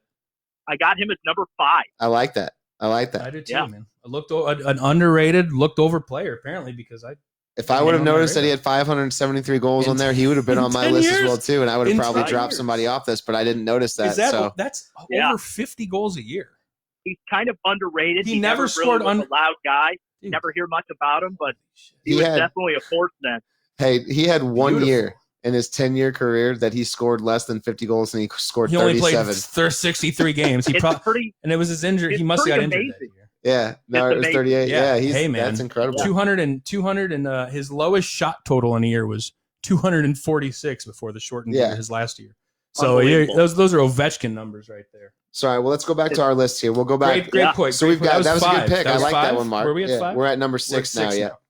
So the overall scoring leader, statistic wise, is Phil Esposito with 717 goals. Now I'm gonna say that I have him there as well at 6. I have Phil Esposito there. The guy played 18 years, 717 Yeah. goals. It's a lot. Put him in that aspect. I think he would have been close to not breaking 800, but he would have been closer to 800 if he would have stayed in another year or two. And he Mhm. also was another guy that had almost 900 assists. So you can't all around guy besides Forget just about that. goal scorer is phenomenal. Nick Yep. says Mark Messier for number 6. Well, I'll talk about that actually, Nick. Hey, That's- he's up there. he's up there in Don't, goals He's up don't get there. us wrong. Man. Definitely, He's a definitely legend. up there. Actually, I want to say Messier's got 694 goals because I wrote that down. I noticed that he was a notable on here Kyle, as well. too. you're 100% correct. Yeah, let you're me full of and hockey we're going to knowledge. talk more of that as well too. So My number 6 was, I just dropped him down 1 according to the NHL's list, and it was Marcel Dion. Just because I had a tough time picking players that I just, as my personal overall goal scorers, that I haven't really seen score many goals live. So, sure, but I did end up looking up a lot of Marcel Dion videos. He played on so many crappy teams.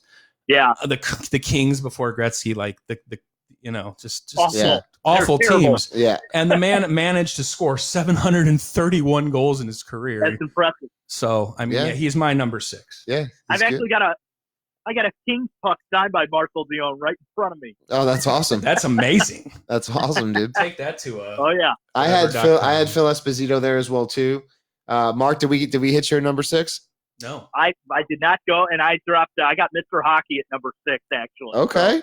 All right. Yeah. Now, and then Can't forget about Gordy. here's the thing. I didn't forget about him, and I'll talk about you him haven't on my mentioned list. Gordie Howe yet. I'll talk about I'll mention him on my list, and I'll tell you why he's where he's at, and then also talk about Messier and a couple other people as well when it comes down to that. And that kind of contradicts Yep. what I just said as far as like I made my list for players I've seen, but Gordie Yep. Howe was my number 2, and I just we've seen I mean- enough. We've seen enough of that legend. Right. The man was Yeah, playing. The man exactly. played a professional shift while he was 60 years old, Yeah. and let's Iron Man, Can't Now- the forget about Iron Gordy. Man of hockey with 801 Right. overall goals. Now here's what I'm gonna do. I'm gonna go straight into number 7 We're at here 7. because I have also All the right. same one as ESPN, which is Mike Gardner. Mike Gardner. 708 goals, That's a- 19 years. That's a sleeper guy, Mike Yeah. It Gardner. really is, dude. Yeah.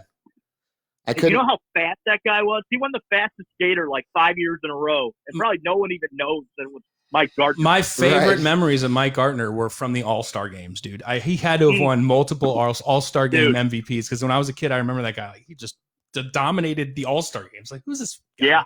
Yeah. Who do you have at 7? Flew. He could skate. The Rangers were a powerhouse. No, they were. Yeah, no early doubt. '90s. There's no doubt. My number 7. I'm going back to some of your guys' previous picks, and I'm going to go with Mario Lemieux, number 7 for me. Okay. And you've talked about him. So let me throw this at you again, real quick. If he really, with those 3 shortened years, if he was healthy and wasn't battling Hodgkin's disease, would he be up in your top 5? Take that off of his list. So here you go. If you take off the 3 years where he had 15 goals or whatever, and subtract that from his total right now, and give him 6 more healthy years in the NHL, I really think he's number 1 overall. Honestly, Lemieux takes over Gretzky? I do think that Lemieux takes over Gretzky, and if you have to take into consideration, I believe even that Lemieux came into the league after Gretzky, however many years, right? So you also had Gretzky playing in a league that wasn't ready for his talent.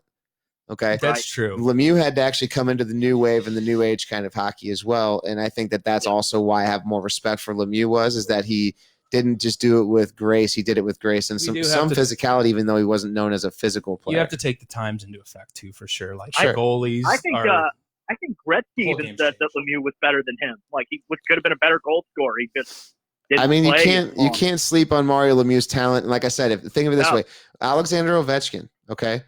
Alexander Ovechkin has 706 goals in 15 years, okay? If Mario Lemieux has currently 690 goals, and then really if you take those 3 years off, that's 1 year less. So at 690 goals to Alexander Ovechkin's 706, you're going to tell me that pace is not just very similar. 35 goals for every one of those years he missed. That's 100 goals added to his total. Sure. And he's already up there. Yeah. So that's the thing is that guy's career being taken down from Hodgkin's disease was terrible because he was one of the if not the best player that I've ever gotten to watch play. I dropped him to 7, but I honestly didn't take any of that into effect. Forgot about the Hodgkin's lymphoma, forgot about his cancer battle, forgot about all that. And he still is just a legend. So, yeah, I would have 240 games less than Ovechkin. Dude. Yeah, right. And he's got a lot more to go. Right. So we've got – I just did 7. Mike Gardner. That was 7. We hit everybody, right? Mark, we got your 7 on that?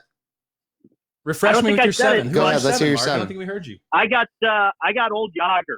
Okay. Jágr to 7. And I think it's just – I mean, he's always been you were always worried about Jágr. Even when he was playing in Florida, he'd been in the league 25 years. Right. You were still worried about Jágr scoring on you. So you were. I still think the guy played, and he was above average the whole time. He never really just went to career ended. He still was decent towards the end. His training regimen was beyond, like probably equivalent to Tom Brady. Whatever Tom Brady does to keep himself going is probably the exact same thing that Jaromir Jágr has done to keep him. And that's why so many players today still train with Jágr and love training with him. Like, you're right. Yeah. Not minus the 18-year-old models taking pictures of you after you've banged him. Like he's working out hard. He's doing the things he's doing right. Jaromir Jágr. So your 7 pick Jágr, I like that. Have you mentioned Jágr yet? Or we're getting onto that. Okay, we're gonna go. So we have number 8 here. Spoiler alert: he hasn't mentioned Jágr. You're gonna have number 8. So hey, here's the thing. Number 8 on ESPN's list is Alexander Ovechkin. And he's in all bold because he's still in active play. This is just in order by goals scored. So he's only 2 behind Mike Gardner. He's about to eclipse the 7th spot. So Ovechkin's at 706, and that's number 8 overall. Yeah. I want to hear it. Let's go. So let's go here first. All right, go ahead, Mark. Let's hear your number 8 first. I got Marcel Dion. Okay. In number 8. Okay. Not bad. And I think you just have to. Now, for what he had to deal with and where he was. And dude, he did. Yeah. Like I said, he was that good. I was going to leave players I hadn't seen play off, but then I watched him and I read his story and I was like, yeah, that guy, he dealt with that guy was shit awesome in his career and he was awesome. Yeah. Nick, who do you have in that 8 spot? My number 8, and I don't care what anyone thinks. I have Teemu Selanne. Okay. Yeah. All right. I have Teemu Selanne. I have him as a notable at here. Number 8. Now, this is actually where I want you all to know that I actually dropped Gordie Howe down to. 72 goals rookie year.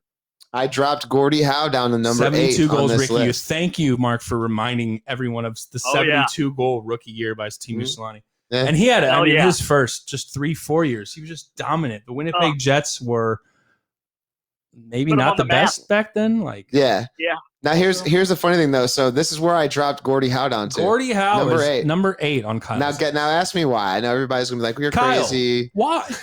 So a guy that plays 26 years in the league, okay, that's got 801 goals does not surprise me. Okay, now he was literally like a one of those Cal Ripken Jr.-esque players who he's durable, right? He played for a very long time. He never stopped playing. He never lost his love for the game, but his talent did drop off towards his latter years. It did. Yeah. And he was somebody that, to me, was probably a burden on their team when he was old and wanting to try to keep it going. So a lot of players happens. I want to know where, if you put it at a 20-year average for some of these players, where some of them didn't even make it to that. But let's say that you put Gordie Howe on a 20-year average and subtract his points. What were his numbers at? Well, let's face it. right? That he was in Hartford, and I think Hartford had 4 winning seasons in like 27 years. Sure. So, I mean, he was probably better than anything else they had back then. Yeah. Take a 20-something-year-old guy, and he's still going to be better than anyone else. But I think it's just the longevity, what he did. I never got to see him in his prime. Yeah. But, you know. Don't get me it wrong. is And what now it I'm not is. taking anything away from Mr. Hockey. Now, I'm just saying Yeah. that if you're going to talk about the best goal scorer, like, yeah, he's got hard- 801 goals, but he played 26 years to do it. Mhm. Now, if you look at his stats as well, too, I don't think he had any. Now, and I could be wrong on this. I know that he had some 40-goal seasons. I don't know if he breached 50. I could be wrong. Okay, look that up for That's me, a good- Nick. That's a good question. Look up Gordie Howe's stats for me real quick, because I thought when I was looking earlier that he didn't have those a crazy season where he had like 50-plus goals. I think he was all like 38, 40. You know, Well, he look, was the a Gordie really. Howe. Are we talking about Gordie Howe? We're talking about Gordie The Howe. Gordie Howe hat trick is a goal, an assist, and a fight, right? True. I think he was just overall. I mean, he had 801 goals. Don't get me wrong, but I think overall, Gordie Howe was just the best all-around player that people had seen in that I mean, Yeah, no, I mean, generation, right? you're talking about a guy. named That, Mr. Hockey for a yeah, let's reason. go look at Gordie Howe's stats real quick. Check I him want out. to check some out. Now, he also had 1,050 assists. So the guy could dish the puck. He had good hands, and I Team agree with player. that for sure. But whenever I look at it as saying at the best overall or top overall, he's on my list at number 8. But I had to drop him down to number 8, even breaching 800 goals because he played 26 years in order to do it. Now, Right. here's the stats that we have here. Goals, 43, 47, 49. Okay, so he's had some 40-plus goals. Keep going down. Not once did he ever break a 50-goal season. Not once. Yeah. So this was a Okay. elongated So career. an elongated career of 46 26 years, okay, his of like first 20 season was goals, 30 19 goals. Wait. Just let's. Well, that might have been full seasons played, but look when he started. 1946-47 was his first NHL season. Sure. His Yeah, final that's season great. was 1979-1980. Yeah. He played his first season he played, he was 18 years old. His final season he played, he was 51 years old. Yeah. That's amazing. Now, I think respect him. I respect him. He's Mr. Hockey for a reason. Mr. He's, Hockey. you know, he had did 26 years in the league and he scored 801 goals. No but one will deny. like I said, it took him 26 years to get to that total, and the reliability and the fact that you can allow yourself to play that long is fantastic. But that's also Right. why I have Yager down on this list as well, too. Well, the Yeah. fact this man they played for a long time. this Yeah. man was 51 years old. He played 80 games, scored 15 goals and 26 assists, in the 41 80s. points That's amazing. he played 81 games at 51 years old is Yeah. the most amazing statistic about Yeah. it. No, Unbelievable. I respect his durability and I Plus respect the man. 42 penalty minutes. You Yeah. think he was out there chucking knucks when he's 51 years old? Hell yeah. I Hell mean, yeah, Gordie Howe was. I think so, and it's great that we have players like that set a standard for some of these new guys. You're right. Honestly, like without Gordie Howe, don't get me wrong, I love Gordie Howe. I just couldn't put him up that high on the list, considering some of these other guys have done almost what he did. This was a legendary almost career. 8 and almost 7 less years. He played You know, right. 1,600, So did 1,700 everybody else? games. Did over we 25 hit years. everybody else's number 8? So we got the number 8s. Right. Number 8, I actually have I have Phil Esposito at number 8. Okay. Oh, look I had at him at you. my 6. We You have him missed- at number we 8. missed your 8. Yeah, Yeah. you can't deny that guy's talent, man. His goal total. I mean, I is a Bruin, right? Phil played for the That's Bruins. the worst part about him, but Right. They weren't No, I hear too you. much back in those days. It was just kind of Bruins fighting the Flyers for like most of Right. the 80s, kind of, right? Yeah. So Yeah, that's pretty much it. still, And then- I Who like did your you- pick. Who did you have at your 8? And let's go back. I want to say it. I just want to say it again. I had Timu Solani. Timu Solani. Interesting pick. I had him on a notable. And it's but just because, like I said, like I just remember seeing these players while I've lived. you know. Mikey Eifert says Korea and Solani together was an amazing combination. I mean, I agree with that that. was- I until agree with Korea that. had his That tongue was- knocked out by Scott Stevens. They just. But then the thing is, he came back a couple. Mikey times. Eifert also He's says that Ovechkin is doing it in a time that's much more difficult. You're 100% right. I can he's agree with scoring that. this many Yeah. goals Yeah. against Yeah. goalies who actually That's- can play goalie and not are just like That's- flopping You know? around like goofballs. That's Yeah. why he's number 2 on my list. He's got it probably You're harder right. than anyone else. That he's And he up was there. your 3. Yeah. He was Still my got 3, time. right? Yeah, he was my. We bumped him up. Dar- I mean, he's gonna be up there. He He's may my pass 3. Gretzky. He's gonna be everyone's 2 when his career's over. I feel like. And then John Maybe you're one. Nesselhoff says Sergei Fedorov. Are we not talking about him? Wow. No, I'm not. The sad honestly, thing is, I don't Not I don't anywhere. have He's him not in on my my top list. 10, but I he's don't in my either. honorable mention. Honorable But mention, think but about back pull when up think Fedorov about for me real quick. think about his career. Think about watching him when the Blues and Detroit had that rivalry and just the Uh, way he dominated games. Yeah. I'm gonna go on to my He was number so 9 good. to keep this rolling. We've got this is where I actually put in Jaromir Jagr. Now you're talking about a guy that had literally 24 years in the NHL, 766 goals and 1,155 assists. This is your 9. That's First my number in 9, game-winning and the goals, reason We've Yeah. moved on to 9. And Now, the the over. Let me reason give you why- the overall number 9 first. Well, you've already heard Yager, but the overall Is scoring Mark number 9 Messier. is Mark Messier. It's Yes. 694 goals. now I put now amazing.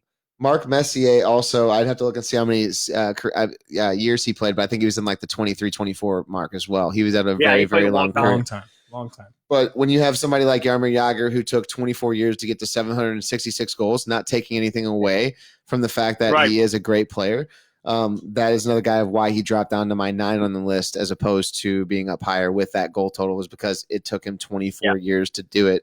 And he was Right. chipping away 15 and maybe something odd plus goal seasons there towards the end too with Florida and some of those other guys as well. I So see you, John Nesselhoff. Give me Yeah. a second. I got that too. I'm coming up to that in a moment too. He's on a I hope we notable all for have me. that. I see you, John. Give me a sec. So yeah, and we're gonna note, and that's another guy too that I have a stat here written down for. So, but we'll get to that. So in a we're at second. 9. So we're at 9. Number 9, yes, My number 9 is Steve Yzerman. Steve Yzerman.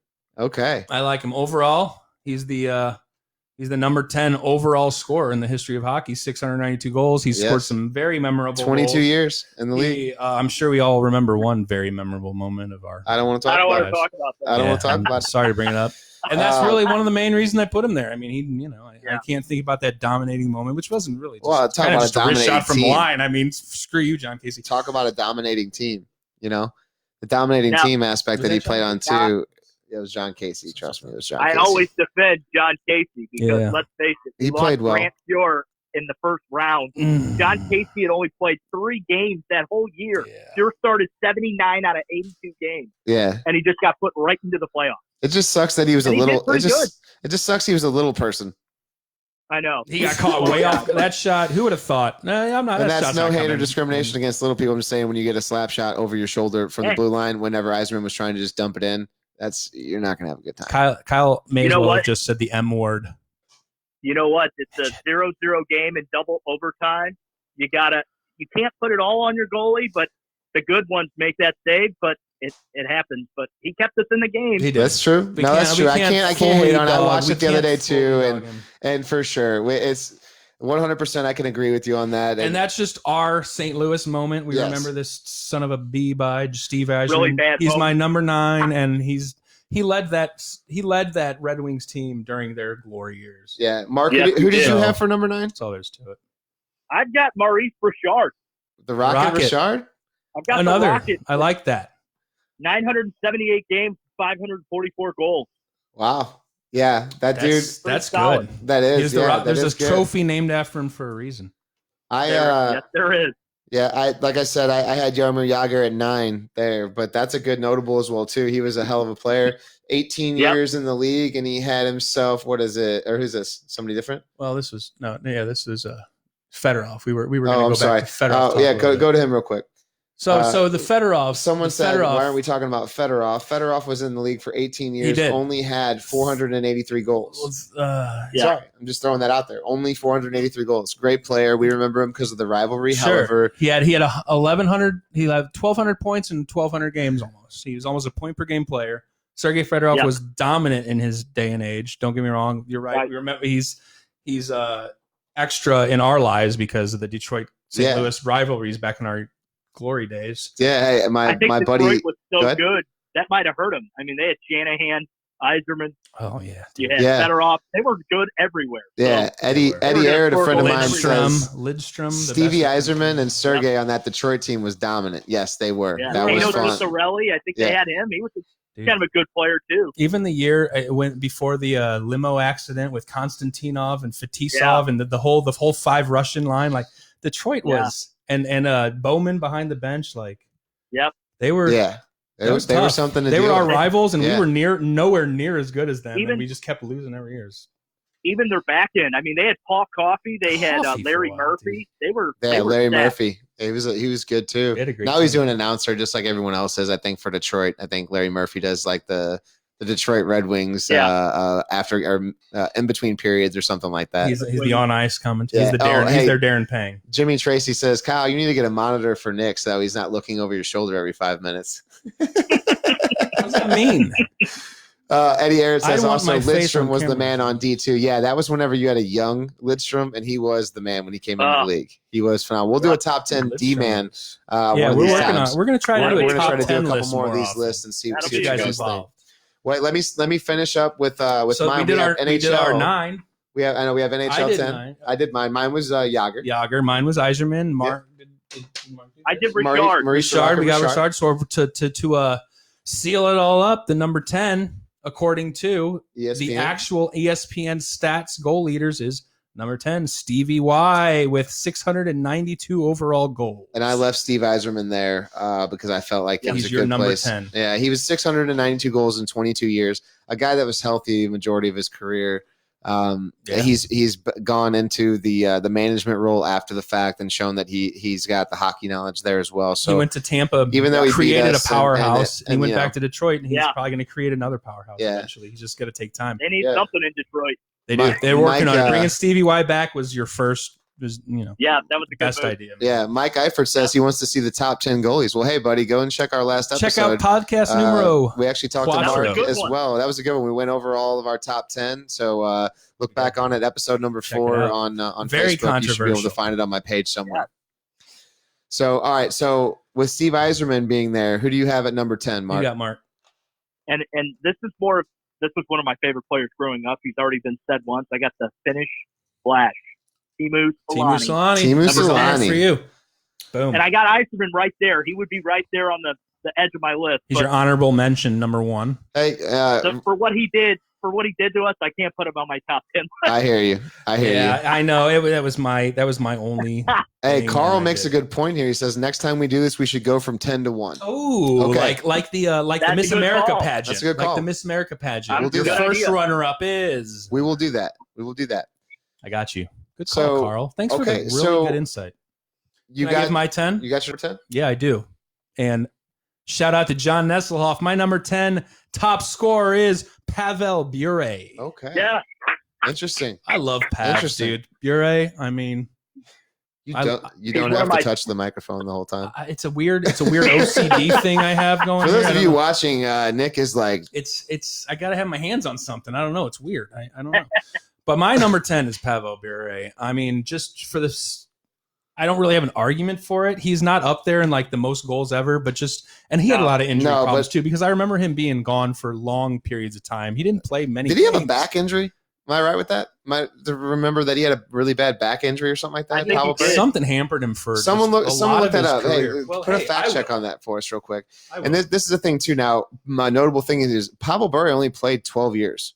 He had 437 goals and 342 assists. Now he was playing in the new age NHL. He was playing in the rough and tough NHL, and he was also one of the fastest guys alive to ever He was play. so fast. Hence his name, So the good. Russian Rocket. So thank you, John, for he played for a posting that. couple really good teams. The Vancouver teams who played the Rangers teams in the Cup final. Yep. Those were I don't- classic series, classic games. But Mike I mean, he Hoff, I played don't know on what to do with my Florida for a while. He played on the Rangers. I mean, he didn't play on great teams either. He had a couple good seasons, but the way he dominated. Mike Hoff says it was his ankle/leg. Yeah, I mean, the 95-96 season, he only played 15 games. Yeah. The season before, he only played 44. Like 98-99, he played 11 games. In 2000-2002, he played 12 games. So, I mean, like a lot of I remember him getting injured a lot. John Nesloff says, let's back up to the Harold Schnepp's mustache talk. Where does that rank? Well, I think Harold Schnepp's mustache has a felony, so I wouldn't mess with that man. He was down. mean. That And mustache might have had more goals than Harold Snepp did. he might have, yes. And we are also thinking about doing a top 10 bruisers, or as you want to call enforcers. I don't know if we've Well, made this official, but I think our next top 10 list is going to be our top 10 goons, and I want everyone's input. Mikey Eifert says Nick that's a good caresses one. the mic, as he's still doing right now. I don't know what it is. I don't know what it is. I can't stop. We're new at this, guys. He doesn't know what to do. I'm with his gonna hands. sanitize it when I leave. Just everyone chill out. Eddie Arrett says that he believes it was a collision into the boards. Now that you say that, I think I remember something like that. Maybe a broken leg from him He was trying to get injury around prone. somebody. He'd And play a lot of games, consecutive years, and he'd be out for almost. when the you're whole Luis season. And he'd play, come Mendoza, back, and you use your you speed can't to get around stop. people. Yeah, you either run into the goalie or the boards, or a bunch of cans stacked Sure. up like a mountain. Now, I'm going to roll through my list of notables real quick. I had Solani at 684 goals, Messier at 694. Only reason he didn't make it was because of like the 24 years that he played collectively. Right. Luke Robitaille, 668 That's a goals. good total. one. Perfect, beautiful, You also have Brendan Shanahan, 656 goals. Shanny, legend. Dave Anderchuk at 640, and then a beautiful tie between Jerome McGinley and Joe Sakic McGinley, at Joe- 625. Joe Sakic is Jerome like McGinley. Mr. Hockey, like Mr. I love Hockey to it. me now. I love it. He's also on my honorable mention list. Joe Sakic and his silky smooth wrist shot. Like He's on you my don't honorable you don't mention, too. expect that wrist shot to come, and it comes so fast, and he scored so Sneaky. many goals by it. So Yeah. sneaky. Also on my honorable mention list were Messier, Esposito, and like I said, Esposito might have been higher up there if I just had seen him in a little bit more. That's strictly my list. And one more player on my honorable mention list, just because I think he's legend, Sidney Crosby. The way he scores goals, he might he's in the top 50 scorers, but dude, It's another guy that the way he scores, and another injury-prone It's- guy it- too. yeah, man. it's Think what about would- the games he's missed due to injury. what would his career be if he didn't have the head injuries? And that's And- the worst ones to get out of them all. I mean, you can recover from a leg or an arm or something like that if something gets broken, but you get your brain knocked around too many times, and then you have to start doing like Eric Lindros is one of my favorite goals for like power. The reason I forwards wear number growing up. 88 Yeah, in right. roller hockey. So whenever you have somebody like that size who also had concussion problems, obviously because he played the physical side of the game, His life, He- his season was cut short. he had to His short. life, Yeah, his he said career. his life. His life, his You know, season, His career was all of cut it. short for That sure money was because of cut that. short. Yeah, You know- yeah. You know, some of these guys in the 90s, like, Brett Hall and Eisman, these guys talk about if they didn't have guys like Joey Kosher and Bob Probert Taking those hits, Amesto taking and those fights Twisted for them. Jay, they created space for them because if you messed with them, you were going to have to deal with them. Oh and yeah, now there isn't anybody to stand up for Sidney Crosby when he gets you're right, knocked. dude. Connor Right. McDavid has taken so Deal. many hard hits. Like Yeah. he's the next legend, potentially, but they keep crushing him. His shoulder separation, collarbones. Like he gets hurt a lot every year. Like, yeah, you're right. There's no real repercussions for hurting. So like let's- if Gretzky got treated like that back in the day, Marty McSorley's going to take his stick and slash you across the Let forehead. me throw with this it. out there real quick. Exactly. John Nesloff says if we're talking about Crosby, then we have to talk about Connor McDavid or Leon Leon Draisaitl Draisaitl. or Milan Lucic. Milan Lucic. Nah, well, I don't know about Crosby, Milan. Milan look, Lucic, no. I not just even talked anywhere about near. McDavid. I totally agree. He's kind of in the same boat as Crosby right now. But here's the he needs thing, to though. keep it together. They need to get a brute. They got Cassian. He's not taking any crap, Here's and the he was on the deal. line with No. them. Like so, No. that's what they try to do. I think they put Tom Wilson on the line with Ovechkin. I think they try to add like these bruisers to the top line who can also have speed and skills and can stay on their feet and control the puck. And Right. also kick your ass if you mess with Ovechkin or Backstrom, or if you mess with Malkin Yeah. or Crosby. And- like they're coming to get you. Like I have no And doubt. I if you think mess that's with a good Draisaitl, thing like- Go ahead. I think what's really helped Ovechkin is he'll take care of you himself. also that Yeah. He needs to. he'll Yeah. throw you. catch He'll with punch your you in the head down face. any chance he can. Absolutely. So go ahead, take a look at him. He'll So get you hey, back. Connor On his own. McDavid, I love you, man, but maybe I don't know. Here's the thing, though. Be Connor tougher. McDavid, though, I mean, for him, his speed and how he plays the game, especially if you want to talk about being on a terrible team, Him and Leon Yeah. Draisaitl are the two bright parts on that team. The okay? two top, literally the And- two top scorers in the league, but their team is Right. not even in playoff contention. It's no, I it's know. not. They've got nothing Sad. else. But So let's sad. talk about this though. So I will put Connor McDavid on a bigger scale whenever we get a larger sample of him. More out of them. Yeah, when we Yeah, see I 10 need more more years from of him, and then we see that he's getting 40 goals and then getting 70 assists almost every season, then yeah, he's probably going to go down as one of the greats and maybe Yeah. even Yeah. be a little bit of a contestant to try to No challenge doubt. potentially, I say, Gretzky's numbers as far as assists goes. Because if you're putting up almost 100 assists every single season, you're going to catch that like almost 2,000 that he has. I'm sorry, but you have to play for 20 years, man. That's you do. Yeah. that's the big sample size that you have. And you to have do. to have a very good supporting cast at all times. Like, Oh, you do. that's another thing. He's Hey, had that his whole I've got a career. question here Many from some people tuning in. Eddie Ayers says, "How many goals did Forsberg end with?" Forsberg's a good notable. man. Another love good Peter notable. Forsberg. You know, Great play, someone who foot dropped off injuries. my- Awesome player. foot Great injuries, I Peter believe. Forsberg. Towards the end of his career, he had Legendary. some bad feet. You Prob- know. Probably one of the hardest guys to get the puck from behind the back of the net. Yeah, You just couldn't do it. yeah, definitely. I mean, it's crazy. And then John Nesloff brings up the fact that Maroon used to protect McDavid. He absolutely Yeah, did. That he did. Maroon was on the top Yeah. line with McDavid, dude. They He had was good tough. success. Remember Maroon Yeah. on the top line with Corey Perry and Getzlav on Anaheim before he Yeah. went to he's on there for a reason. Absolutely. That's exactly it. Like, don't mess with our top players because we got someone who's going to kick your ass if you do. Yeah. And we're Right. going to match And up you gotta line, have well, that, you know? first line for first line. Not every team has. Some teams' first lines are all scorers. And some teams' first line has two scorers and someone who will punch you in the face if you mess with their two But the- scorers. And that's what you need. Right. But that's 100%. to me though. I don't think that's what you need because and if you see it, then the whole thing that I'd say is that the physicality changes depending on the team. So like That the too. Blues, look at the Blues. So you've got guys Some on teams every will single punch you in the line. mouth We've got more. some guys that aren't known for really their grittiness and this or that. However, No. I would say that anyone on the Blues team will handle their own business if they have to. Yep. Now, minus maybe a Jaden Schwartz, but he's not afraid to get into somebody's face if he feels He'll he was punch you in the wrong. mouth if he has to. Braden too. Shen, Like, Vladimir Tarasenko might be a little bit Shen's soft fought as well too. Like when Shen's it comes throwing to his it, but gloves down though. Shen will fight. Bozak will fight. Anybody Shen on can our hold his team will own. fight, We right? do. We So, do. Like Tarasenko may not fight you, although maybe There's he will a- if you piss him off enough. He's a big boy. But There's a like, reason there- why You're right. you're not having enforcers on these teams, You're right? you don't Uh, overall well, need here- him. Although I do miss Ryan. Reeves Scotty so Harris bad. says, "Great job, guys. I like tuning in. Thank you. We like it when you tune in, Scott." We had Thank the you. Peter Forsberg question. Thank We're you for here tuning in, we're here brother. on Peter Forsberg's career stats, and he did play 708 games and scored 885 points, over a point per game average. He only had But- 249 That guy took a goals. Let's talk about this though. 249 Forsberg, goals. 249 overall goals. Look, he played 13 years though.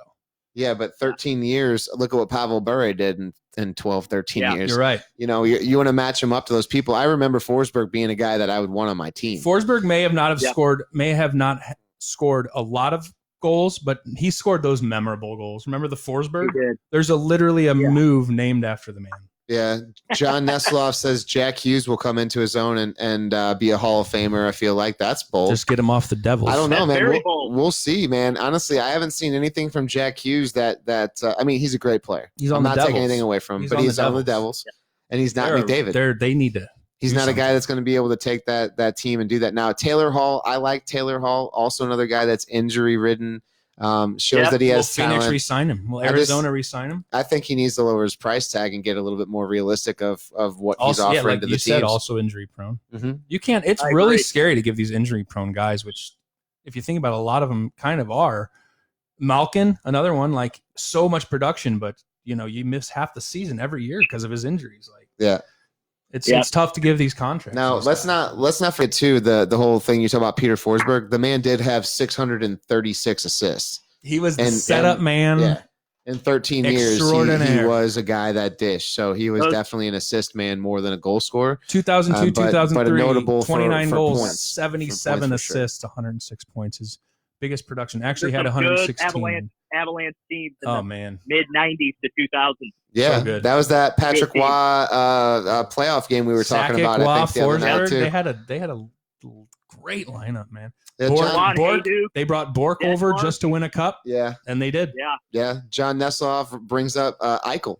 So Eichel's another guy that is consistently putting up big points on a team that is just absolutely terrible. Yeah, And I feel sorry for the guy Buffalo because doesn't help anybody. no, he doesn't. Never, Either. and they never have. It's a New Jersey situation there. I think that if you compare Buffalo with what they have going on with Jack Eichel, he is a class act. He is a guy that is absolutely not going to speak up and say that he wants out of there. No way. He's keeping his mouth shut, and he is. I wouldn't say he's all about the team. He is the leader of that team. His words say he is. So mentally, he may not. So I don't think anyone could really be.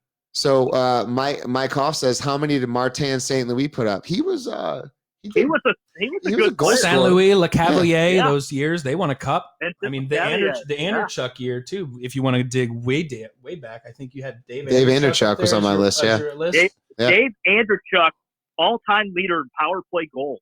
I'm not surprised. Yeah, all time in the history of the league. All time, I believe. Look it up. I believe it's all time. Anderchuk, leader in power play goals.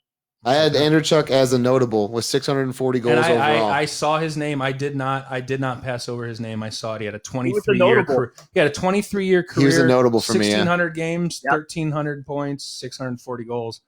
Who's that? Martin St. Louis? No, this is Dave Anderchuk. Pull up Martin St. Louis. He won a cup with the Lightning. His final year, he actually went out on top. Didn't they win 05-06, if I'm not mistaken? And that was Dave Anderchuk's final year. I think they did. Not much production, 18 points over 42 games, minus 13th. But I think he was a cog in that wheel during that playoff series. Another 23-year guy. Old Nikolai Hobby-Bulin, I think, with the goalie. Good name. Was that the Manon Rayum days? Manon Rayum. Oh, that's deep. That's deep. Dig deep from the Manon Rayum days. Yeah, and that was when Tampa Bay first became that was when they first became a franchise. I don't think she ever touched the actual NHL. I think she just played. Her first, she played a game. It was against the Blues, Tampa Bay Lightning. Yeah, she played one. She only played, I believe, her very first professional game with the Lightning was against the St. Louis Blues. I'll never forget listening to that game. John Nessloff says, "Who is the all-time leading ginger on this call?" Man, I don't know. Between me and Mark, that's a good one. That's a whole lot of ginger right there. Hey, give us the poll question for tonight is who is the all-time leading ginger on this call?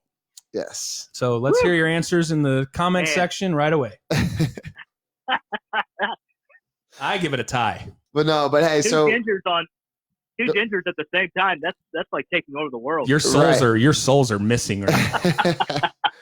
Well, hey, man, those were good lists. I think that was an interesting piece to go over, man. I think that I like the list. Yeah. Thanks for all thanks for everyone else's input on the chat line too, man. Keep it coming. Yeah, that's been fun. We've gotten a lot of people that are bouncing back and forth with the top 10 lists, and of course, this stays on Facebook. So if you don't get to watch it live, make your comments. We go back and look on that as well too, and try to follow that. So we'll argue with you. Come on. I kind of forgot about Bobby Hall. I mean, he was kind of a big. Also on the list, did not miss Bobby Hall. He was down. Yeah, he was down on the list. He created that banana curve, didn't he? He was down on the list for me. He's like why goalies had to start wearing masks because he started crushing their faces. Yeah. He knocked out Gus Worsley. Yeah. I think they're like, this guy's in the league with his banana curve stick. We're gonna probably put masks. Now's a good time to wear masks. But hey, another thing, if you guys want to get the chat going for the people that are in here right now. The topic that was talked about last night is that and let's not get into the whole if we traded and had to get rid of this person or that person. If Patrick Kane were to come to your team, say he was a free agent and he were to sign in your team and you were able to see him in a Blues jersey, would you embrace it? I want to know if you would embrace it, and I want to know what you guys think about it. You mean from day one, or if Patrick Kane came to the Blues right now? Right now. If Patrick Kane came to the Blues right now, would you have a problem with having him on your team with his past history and all that stuff? I say absolutely not. I would embrace it immediately to have a guy of his caliber. Please. I'll take him. And any Blues fan that says they don't get nervous at any point when that guy has the puck on his stick when he's in our zone, they're lying to themselves. To this day. Like, he's still lethal. Yeah, hey, I want to throw this out real quick before we get off subject too. Jeremy Leith, I think is how you pronounce that, says that he lived in Tampa when the Tampa Bay Lightning came into the league, and they played at the Florida State Fairgrounds, and it only held 10,000 people. Crazy. That's actually a cool fun fact. Man. Wow, that's awesome. Thank you, Jeremy, for that comment. I've been for some reason, just the expansion teams stick with me, and I've been a diehard. Blues fan, and then Tampa Lightning is my second favorite team, and then for the baseball, Cardinals and the Rays are my second favorite team. I don't know why that stuck with me. They've both been expansion teams, and I've just really enjoyed them. I feel like they've always been the underdogs, both of them, both Tampa teams. Yeah, you've got literally. I was always the big. Shout out to Tampa. I was always a big Ducks fan. I always loved the Ducks, their jerseys, their players. Well, we grew up with the Mighty Ducks. Who would have ever thought The that Mighty movie Ducks. would have became a real life thing? Yeah. Didn't you want him to do that? You wanted him to beat like Gunnar Stahl in the finals one of these days. Bring on Iceland, baby. Eastland. Eastland.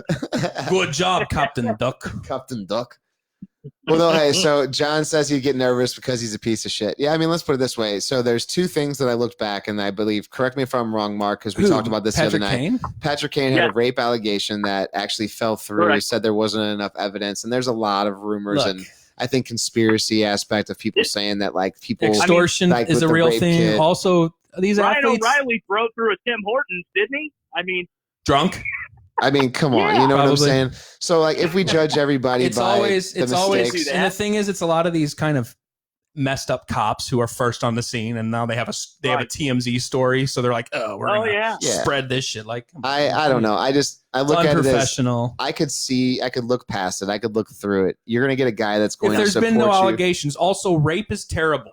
Don't, Yeah. Patrick Kane, be careful Right. with what you do. I think even like Evander Kane had the same kind of allegation. I think there's been a lot Yeah. of There's a allegations lot of stuff like that that on comes a lot out of players, from but, athletes in you know, general. and also a lot of it's pay to shut Right. up. I think too, but Right.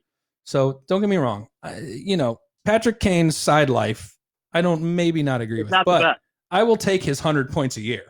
And I Yeah, won't even right. think That's- twice about it. you He's can't still scoring 100 points a year. you can't overlook that. I mean, You can't. I mean, Fourth- look at fourth his. best in yeah, the Western Conference, only behind, of course, Draisaitl, McDavid, and McKinnon.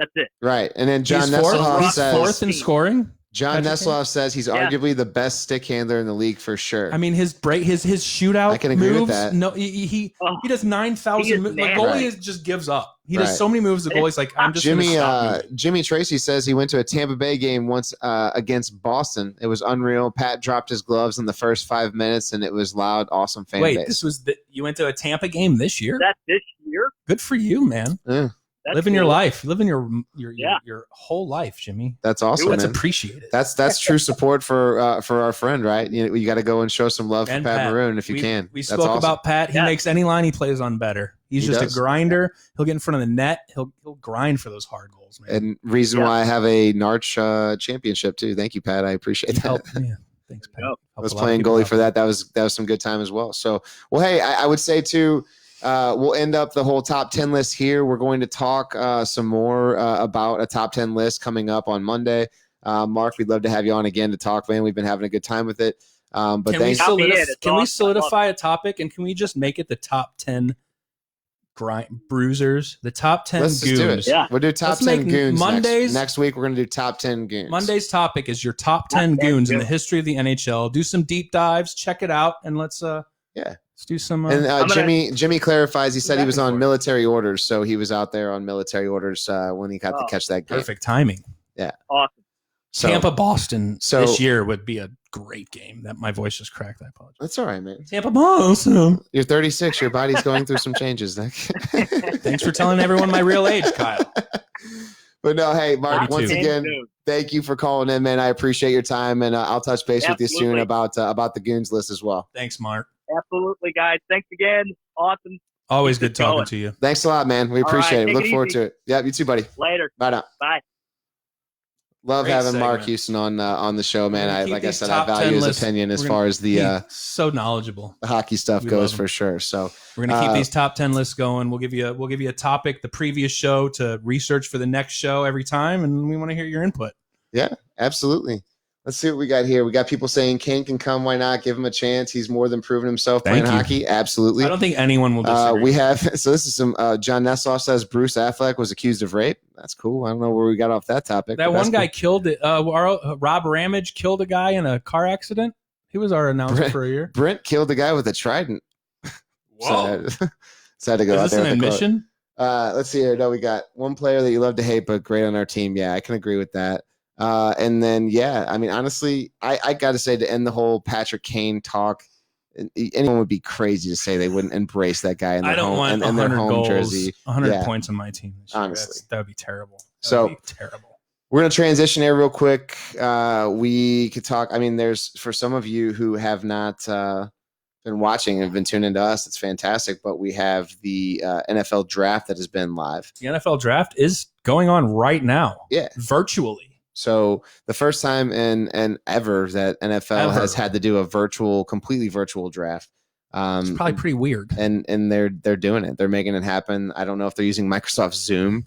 That was the big safest platform, right? That was the big. Or is it Zoom? Microsoft Zoom? No, it's not Microsoft Zoom. It's just Zoom. Zoom. And Microsoft has Zoom like Teams. So Google Hangouts, Microsoft something. Zoom is its own thing. I think that their big fear was they had a mock draft, and I think it all went to hell. I don't know really what happened, but I think they might get hacked by some Zoom bombers. So that could add a little bit of flavor into this, a little spice. Let's check in and see into the NFL draft. We've got a friend of mine we're going to call in here real quick. He's been watching the draft. He's going to give us an update of what it's like, the whole huge thing. And it's the only, the only live sports event happening right now. Sure. So while we might not all be football fans, appreciate something happening. Yeah, absolutely. Something is happening. Dove here. Dover, how are we doing, buddy? Thank you for your time. And, Hello. I'm glad, dude. Honestly, I want to know what's going on with this NFL draft. We need to know. We've gotten Bleacher Reports report updates, but we want to hear from someone visualizing. I got the fixins. Okay. Have you guys been watching it, or are you guys just all in the we dark haven't here? got a chance to. We're in the dark right now, so we haven't gotten a chance to watch it. Nick's been getting updates to his phone, obviously. Updates. We know the number one pick, Joe Burrow, has went to the Cincinnati Bengals, and I don't think anyone had any question about that. No, that was dominant, most definite. Yeah. Wait, let me do this before we get into like who was picked and this and that. Like, what's the feel, man? What is the feel of the NFL draft? Is it weird? Like virtually, gotta be weird. Like everything's virtual. They're at home. Everyone's at home. The teams are in remote areas.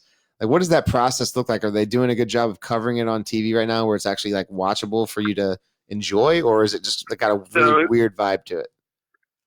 So, what I'll do, I'm going to give you guys kind of the vibe and a kind of rundown of like how they did like the first kind of the 10 minutes of like the whole opening. It was kind of neat. So honestly, I loved it so far. Okay. With the whole virtual look, what they're doing is, so they're in Bristol, Connecticut at the ESPN home studios. That's where Trey Wingo is, aka the host, is hosting from. But all 32 teams, their GMs, their coaches, their player development, a couple of those guys, there's cameras on those guys from their homes with their families. They got their computers out and they're doing their deal. So that's really interesting to see. Shout out to Trey Wingo, St. Louis legend. So you think all these guys are, they all obviously know it's not like a surprise where they hop out of the crowd. They're like, oh, sweet, mama, give me a kiss. Like all their homies around them like, ooh. So actually, hold up, time out. You got an audio issue. We're gonna call you back for buddy. a second. We're gonna call you back. We're gonna have some technical difficulties there. Sorry about that. That was wretched. I hope you guys couldn't hear that same noise that we were hearing. Weird. The internets sometimes fail you. still here. And we're back. Sorry about that. There was a siren-like noise that was coming through. It was we were probably getting Zoom bombed. It was very bad. Well, bad noise. So back to what we were talking about 2 seconds ago. Yes. So, the biggest thing, the biggest takeaway as far as the vibe and everything is, so I don't know if you guys have watched previous drafts, but all the previous drafts, there's a lot of stuff going on in between the picks, sure, after the picks, a lot of stories, a lot of this, which they still do have now, but the picks are going in a lot faster. Nobody, I think maybe one team so far has taken the full allotted time to make their pick. So, I mean, you've had a lot of time recently to really think about your life and your draft picks and basically anything else you really want to think about. All right. So everyone should be well prepared to pick their damn draft picks. But think about this. I mean, there's still trades going on. I mean, literally, there's already been, a couple of trades. And, I mean, with there being the whole social distancing thing, there's nobody to go to after they make the pick. Like, there's no, hey, let's take it back to right. so-and-so and here, like so-and-so and here. For an interview with them or something like that, right? Yeah. Exactly. Next pick, virtual in your room, basically. I heard Jerry Jones was Exactly. picking from his house and told all his scouts to leave him alone. That is exactly correct. He kind of shooed them away like Interesting. you would a fly. That's why. So as it opened, of course, they opened with a coronavirus. That was a big. Peyton Manning did a narration, and they went through, hope and keep us cheering with the NFL, that whole thing. So that was just glorious. Yeah. And the draft was supposed to be in Vegas, so big loss. The word is they're going to go back there next year, but you can just imagine the madness that would have been. Trey Wingo, like I said, was hosting in Bristol. He was dressed like a goober. I have to say that. I'm putting that out there on Trey because I like Trey. So we Trey, still did have like somebody whose wardrobe was absolutely ridiculous, even though the players didn't really have the chance to do it because they were all virtually like doing the draft from home. Is what you're saying? Trey Wingo. Exactly. Trey went real hardcore on the all dark blue suit with some like blue loafers, and it looked a little too much for Trey. Yeah. So, but I'm gonna give him that one. Goodell, just looks so awkward up there. So he's doing all the picks, of course. Did he have the clown nose on? Dude, it's just ridiculous. He just sounds awkward, looks awkward. He even lets they show. So they got a bunch of fans from each team also. So there's they have a screens of they'll show each team, and they'll have about 30 fans from each team, that's in weird. their houses. And that's kind of weird. Yeah, what, all in separate Zoom boxes on the screen? Exactly. Really? They don't show it much. Yeah. Now what they did.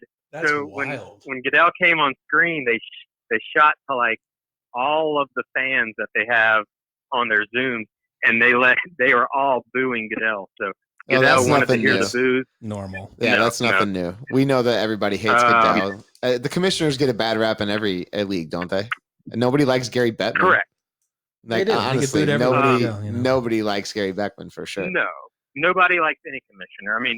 They're always, I don't care if he was a incredible commissioner. He's probably going to get booed regardless. Right. Yeah, I've never heard an awards ceremony where the commissioner doesn't get booed in any sport. Yeah. Ever, so. Jeremy Lathas says he watched the first pick and it was weird. Yeah, I bet it had a very strange feel to it. And I've heard a lot of there's a lot of rules. They're sponsored by Coke and Coca-Cola, and then a bunch of you have to have a bag of chips behind you and a soda behind sponsors. NFL is obviously all about money and whatever the hell they're about. Really interesting. What's up, so every single kid here that has been drafted so far, when they switch and show them in whatever house they're in with their family, I haven't seen one kid chosen not sitting in a nice establishment.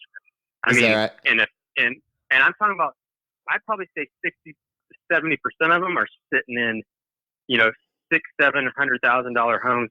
The houses their college bought for them, correct?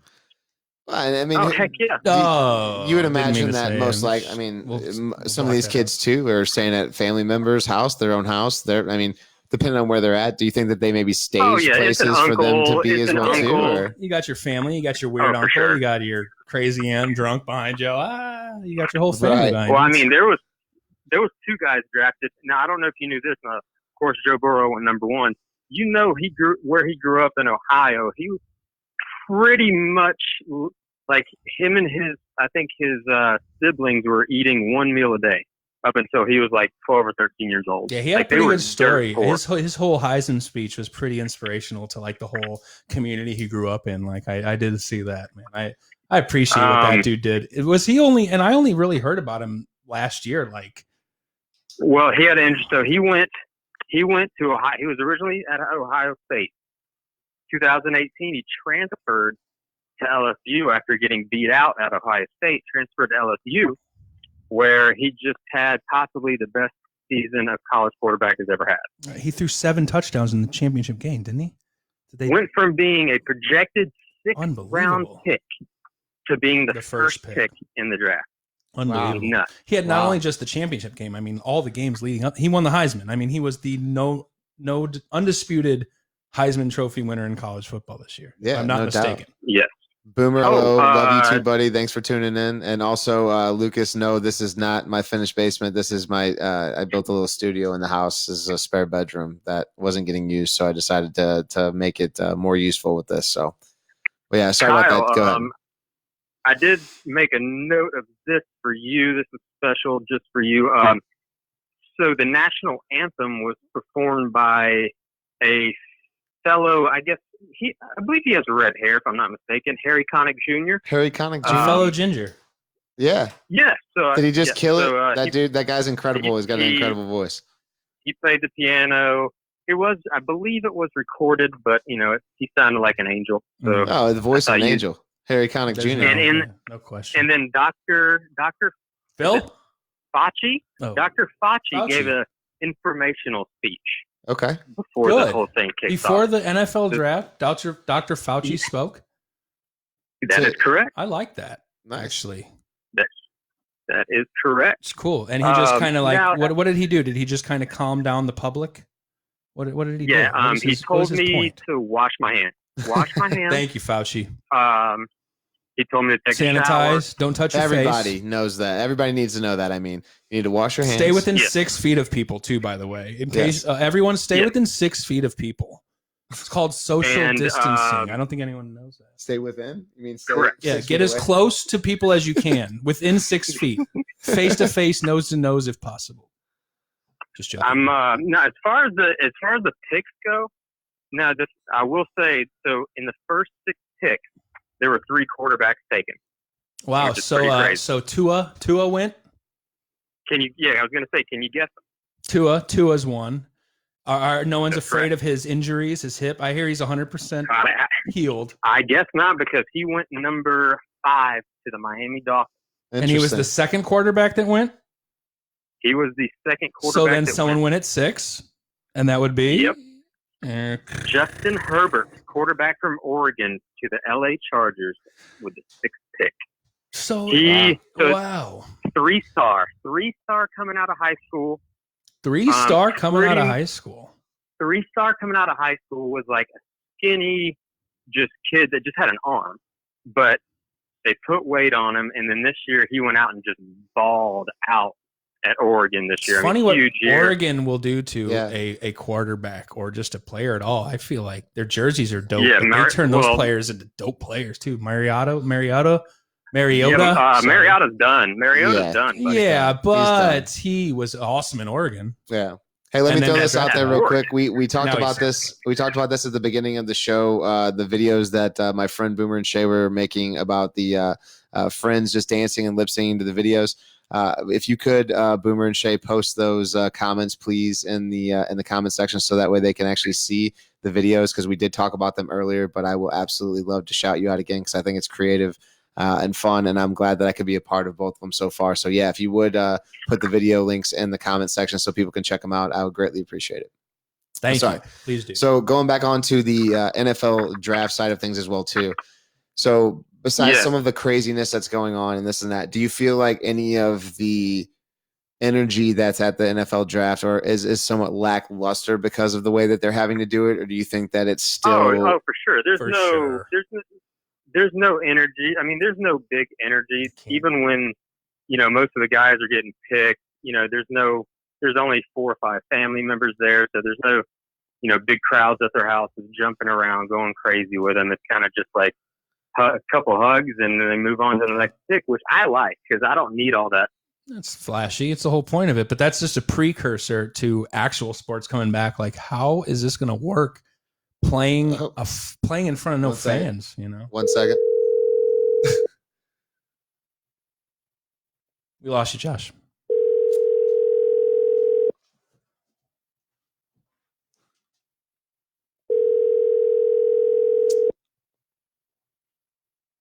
And I'm still here. Sorry Hey, about that. apologies there. Was trying to look something up there and accidentally ended the call, so I do apologize. Sorry, for that. buddy.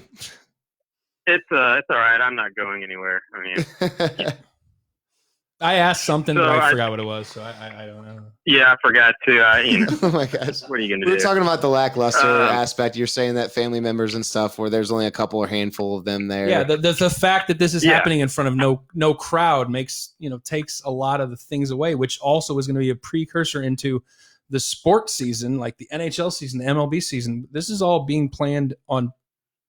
We're planning on playing in front of no crowd, which is like I'll take it. I'll take it I'll too, take just it to right see now. I'll something. take it. No doubt, I'm not arguing that, but like it's going to We change cannot the game. be- It's look, going to we change can- all these games. We cannot be selfish and say that we're not happy that they're at least talking about I how wanna they're wa- going to I do will it. watch, and literally the NFL draft is the only live sporting event that has happened in the last month. So this is That's a true. big night tonight. So it's good to see that there's something like that that's still taking place in lieu of everything that's going on, and it's good to see that, like we talked about earlier, with the NHL potentially getting back going as well. That's something that is right, hopefully around the corner as well. But Please, I said it before. There's light at the end of the tunnel. I'm hopeful. I want people to hopefully get on that mindset as well too, and start thinking about what we can do on a day-to-day basis to all do this and get through this together. To be honest with you, wash your hands, like they said. Take the proper precautions, cough into your elbow. It's just common sense to most people. It should be, but if we have to remind and do this and that, we can do it. No, it sounds- shouldn't be to most people because most people are shouldn't. animals. you're right. So I mean, Most let's are. just- Wear a mask. Yeah. Hey, buck up for the next couple months. Wear a mask when you go to the grocery store. Like, go out to Walmart for 20 minutes and you will see what you need to see. definitely And, wear a we'll tell you. mask Did when you you say? step into Did you Walmart. say go out to Walmart? You will. Oh no! That's what it is. Dove! All right, we'll be back. And we're back. No, it's the phone call that keeps doing that. Dove, I'm sorry I have to keep doing that, but that noise is at. No, it wasn't that. No, it wasn't that. But there's some feedback Sorry that's about going that. on there. So Dove, you know what? We're gonna do this. We're gonna have to cut that short a little bit. Thank on you the, so on much, the Dove, actual for NFL your side of things. Thank you for the your feedback input. on that. I appreciate it. NFL draft happening now. Check it out. If you Oh, hate us, you Jan wanna- Rice says that she doesn't know shit about the NFL, but I'm so glad Join the sports are club. starting to come back. That's it. And she loves the Ren and Stimpy figures. Thank That's you so it. much. The Hi, thing Jan. is, Thank you for tuning in. not And all of I us love know- you for know about- the comment. Not all of us know about the NFL, but it is literally the only live sporting event happening right now. So live it up, enjoy it. It'll be happening for the next few days. It's autographed by Bob Camp. I love it. It's cool. The creator of Log, it's thick, it's Log's heavy, it's in there. wood. I got log in there. Yeah, see Log. So, hey, with the technical difficulties, I don't know what was going on with the whole feedback there. So, Dover, I'm sorry to have to cut you short there, but we'll come back on Monday and talk some more about it after the results of the draft are done. So, Mondays and Thursdays seem to be our day. Mondays and So, Thursdays are going to be the Keep the day. hanging with us, man. We love you. We love your input. Yeah. We this is all about connecting with friends, and this is happening. Let me do this one more Let's time. keep doing it. Let me try one more thing here. Bring him back. Let's bring him back. Let's see. He's Let's still see. there. Let's see if we can. I have no doubt he's still there. Salutations. Hello, Hey. hey, you're back. We keep getting feedback and stuff. Hey. I'll just stop touching any of the buttons or anything like that whenever you do it because there was just a very screeching, like loud noise, and I think everybody else can hear it too. So that's why I just hung up to end it right away. So I apologize that we've had to do that. But let's finish up. I'm going to give you the opportunity to go over your topics. I was going to cut it short, but if we can get you back without Give us your any- final thoughts problems, about tonight's let's NFL hear draft what you got. because people do care about this. It's the only live sporting Final event thoughts, happening. Let's hear so- your final thoughts. What do you think? I'm going to give my final thoughts of just a couple picks that I thought might stand out that I personally like. At number 12, the Raiders, the Las Vegas Raiders. John Cruz's Okay. Raiders. John Gruden. Gruden. Not That's John Cruz. Henry Ruggs. Henry Ruggs, from wide receiver from Alabama, has speed almost like Tyreek Hill. Incredible hands. So be heads up for that dude. He's going to be a stud. He was the second receiver taken in the top 12 from Derek Bama. Carr can miss him And then- with 20 passes a game. Let's go. Yeah, probably. And then the 49ers at number 14 took the guy that I like the most defensively, Javon Kinlaw, defensive tackle out of South Carolina, grew up literally homeless for over 9 years, was a first-team All-American last year, and most scouts and experts are calling him the most violent player in the draft. Woo. Not illegal violent. Not illegal violent. A good violent. If you can be legal Yeah. violent, that's the best way to play. That's All I would. That's what every NFL if team I was wants. drafting, I like to draft people with mugshots. That's my prerequisite. is that right? That's my prerequisite. Misdemeanors. But yeah. No, I like felonies. I like one Oh, my felony, goodness. and then Non-violent. I mean, I like LPs, baby. I like Lawrence Taylor. That's what I mean. No, we all. Hey, LT had a little drug problem. Those are his felonies. What's That's okay. We all do. I mean, Hookers, drugs. some. LT was an interesting I character. would. Kyle, do you mind if did you want to transition to any of the Bull stuff? Yeah, actually, that was something that we touched base on, but didn't go into full detail. So you said that word, and I quote, that it was the two of the best hours of It your is life that you've the watched. best- And this, we're talking about, of What? course, the Michael Jordan series on ESPN. Now, I said it's the 2 best hours of TV I've seen in the past 5 years by far. And Thank you have thank you. eight more to go, correct? I can't wait. I These want are it the now. first Like, 2 I just wanna hours. pump it. I want to pump it in my veins right now. Like, You're not the only person I've heard about this. I'm not gonna lie. I haven't It's seen out- any of it. I don't think you have either.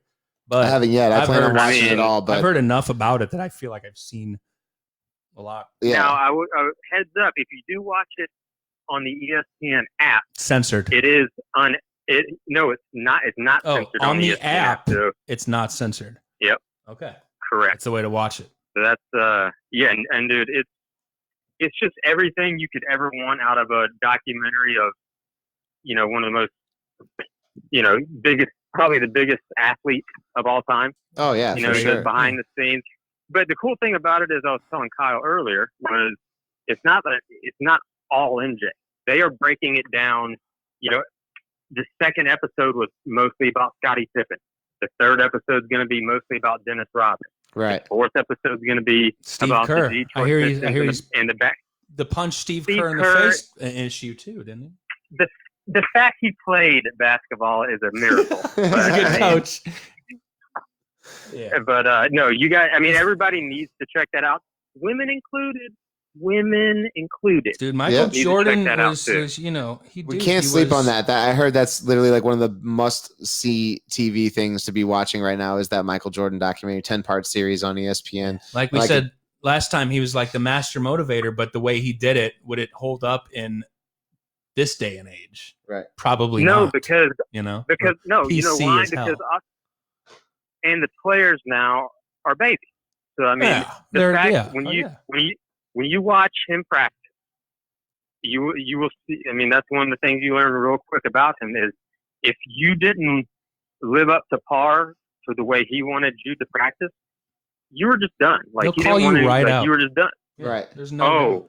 Oh, he calls everybody out. When I mean calling out, he's just dropping F bombs on everybody Dude, during he's practice, in your face, and everybody is right in their face. You're right. Yeah. It's beautiful. That's in my eyes And- though, and you look at that. That's just motivating you to be better. He wants you to be. He knows what you have in you, and you're not showing it, and he's gonna cuss you the hell out. I will say that you learn like they do a good part of going back from his early days, high school, to when he was a kid. From the beginning, he was just a different dude. He's had a chip on I his mean, shoulder his whole life, though, hasn't he? When it comes down His to it. older brother Larry, I never knew this. His older brother Larry was technically the best basketball player in the family, and as Michael and his other brother would play him and kept playing, Larry said, if anybody beat me, I was just going to fight them.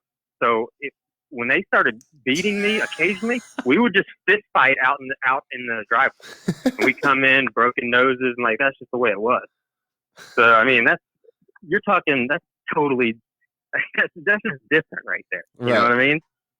Yeah, Right. before his time. That but guy. but what it is, what gets everybody, and especially people our age, older, is, man, within the first 5 minutes, the stuff they're showing on it, it's just nostalgia. It takes you back Yeah. like immediately. You I know, mean, for some of those who were lucky enough to grow up with being able to watch Michael Jordan play basketball, I mean, it was phenomenal. I mean, as a kid, I remember that. I remember going to Indiana for the Indianapolis 500, and it was always seemed to be around the time that playoff basketball was going on, and or it was getting ready to get close to that time. You know, it was getting to the nitty gritty. So I remember watching plenty of Reggie Miller, Indianapolis Pacers, or Indiana Pacers games and stuff like that with some friends in Indiana. And you know, those were the good old days. Those were, I'm not gonna lie, when I was a bigger fan of basketball. It's changed a lot, and I came back with the Kobe Bryant thing, and a friend of mine got me back in that. Sean Milligan got me back in on the Lakers there for a while, and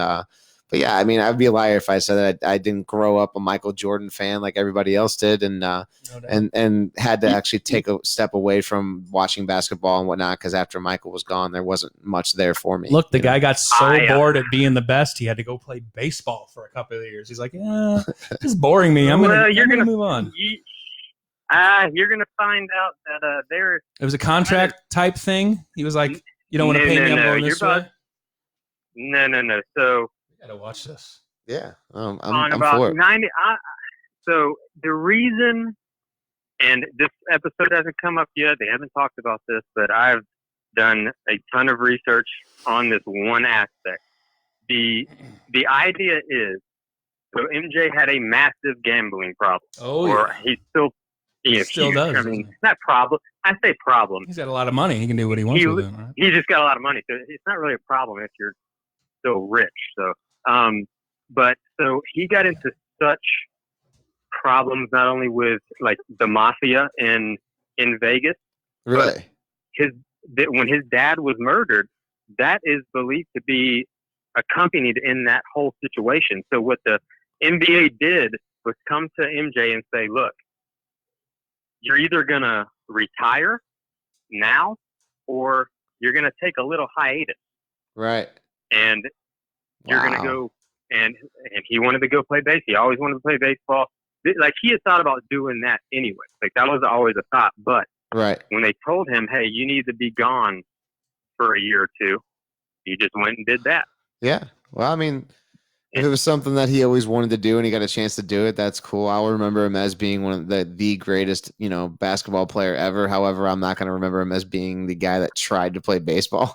Michael Jordan obviously is a fantastic player, and I can't wait to watch more. I can't wait to watch the documentary, the 10-part series, to get a little bit better knowledge around the stuff when I was young and naive to a lot of things in the world, about how things were really going on with him making his his road to glory. I just know it's going to bring back so many memories of childhood, because you just remember that nostalgia, like Josh mentioned, Guy. So and remember this, I like to relate this to has everybody seen Tiger King? Yes. Okay, so the Bulls GM Jerry Krause. You're the gonna fat guy with get to know him. He farted. Short little fat turd. Excuse my language. Yep. Fat little shit turd. Yeah. So he is like the Carol Baskin. Hello, just so you guys know, and kittens of the Last Dance. Oh my gosh! I'm telling you, I'm telling you, he's the Carol Baskin of the Last Dance. And when you watch it and we talk next time, you can go ahead and say, "Wow, what a fucking great analogy!" I see what you're talking about. We're definitely going to catch up on this, because we got to talk about this. Yeah, No, we'll look into that, and we're going to talk more about the Michael Jordan thing as well too. But yeah, man, no, that's great. Hey, I'm sorry we had the technical difficulties there at the beginning, and weird sounds. We worked through it. Kind of got a nice little road I'd say thing there to go over the top of, but I heard a high screeching voice. I had to just connect the call, because that's what stopped it last time. So I just had to call you back. So I don't. All right, I'm so sorry. No disrespect meant your way at all. Well, I'm just sitting out in the dungeon, and if you've ever been to the dungeon, you know how great it is. And I love to. Hey, I'm always down for these calls to give you a little introspect. We like that. We like that. From the dungeon. We like that, man. We appreciate it. We appreciate your time, and like I said, next time we'll hopefully have no technical difficulties in the middle of the call. Thanks, Mark. All right, no problem, fellas. Talk to y'all soon. All right, take care, Dove. Dove. See you, man. We moved on. All right, so that we had Mark earlier. Yeah, Mark earlier. That was Dover. So that's about it, guys. That's pretty much everything that we wanted to go over for today. Thank you so much. We're gonna go ahead and end it up there. Thank you again. We're gonna end with one positive story Oh yeah. that we forgot. What's that? I'm gonna add it in. Ladies and gentlemen, I don't know if you remember the movie Mighty Ducks. I think we've referenced it earlier. I believe we referenced it earlier in our podcast. But if you don't know the movie Mighty Ducks, it's a great movie. Everyone knows. We know Goldberg's having a He went real viral. rough time. Was it You've B&E? seen pictures of him. Yeah, I think he's on some drugs and he's Goldberg having had a a problem. really rough time. Goldberg, the goalie, he farted in the limo, stunk everyone out. It wasn't me. And it was Right, Dean Portnoy. right. You know the Mighty Ducks. Come on. Childhood star had ran into a problem. I just wanted to give one update on Goldberg. And for all of you having problems, rehabs, whatever, you know what rehab is all about. But apparently he's thriving in rehab right now after his recent, he's got friends now who have really taken his back. I just want to read you this. Troubled Mighty Duck star Shaun Weiss has been thriving since entering rehab following his drug-related arrest earlier this year. We saw that, breaking into cars on drugs. He looked terrible, by the way. Terrible. His mugshot was terrible. Look, when you're on drugs, you're not in the right frame of mind. You don't know what's going on. You're out of your mind. So, you do crazy stuff. Well, he did. He broke the throat. But he's got a buddy, this guy Drew Gallagher. He's on Instagram. You can follow him, I guess, and you can just see he's one of Goldberg's, Shaun Weiss's good friends, and he's been just keeping us informed this whole process as they try to clean this guy up. And I just want to let you know, Goldberg is looking really good. I'm going to show you this picture. I don't know if they'll be able to see it very closely, but maybe not. There, right there. There it is. He's looking better. He's looking better. He's looking better. His last mugshot He's was cleaning up real bad. That's what drugs will do to you guys. We wanted to end it on a good note. Everybody. We don't want to end on. He's doing well. Looks doing better. well. Things are looking up for Goldberg, man. He's 41 years old. He's let's hope that he gets a speedy recovery and continues his road to wellness, because honestly that picture was terrifying. If you look at a picture of him as Goldberg as a kid, and they're then all him on then. here. I'll show you more. Like, you remember Goldberg, the chubby goalie, looked like he had his stuff together. Even after his first arrest, he's got some really good YouTube content. Look for Shaun Weiss's YouTube content. It's really good. It's really funny. He's a really good guy. He's just got an issue, man, and he's got friends to help him out now. He's on the right path, and I just wanted to end it with a positive story about Goldberg, the goalie, who we all know and love. So Goldberg, get well soon, man. We wish you a speedy recovery. And thank you, everybody that tuned in tonight, for sure. We appreciate the support and comments. And if you didn't get to catch it live, if you have time to watch it, fantastic. Let us know what you think in the comments section. Thank you so much. Take care, guys. Love you guys.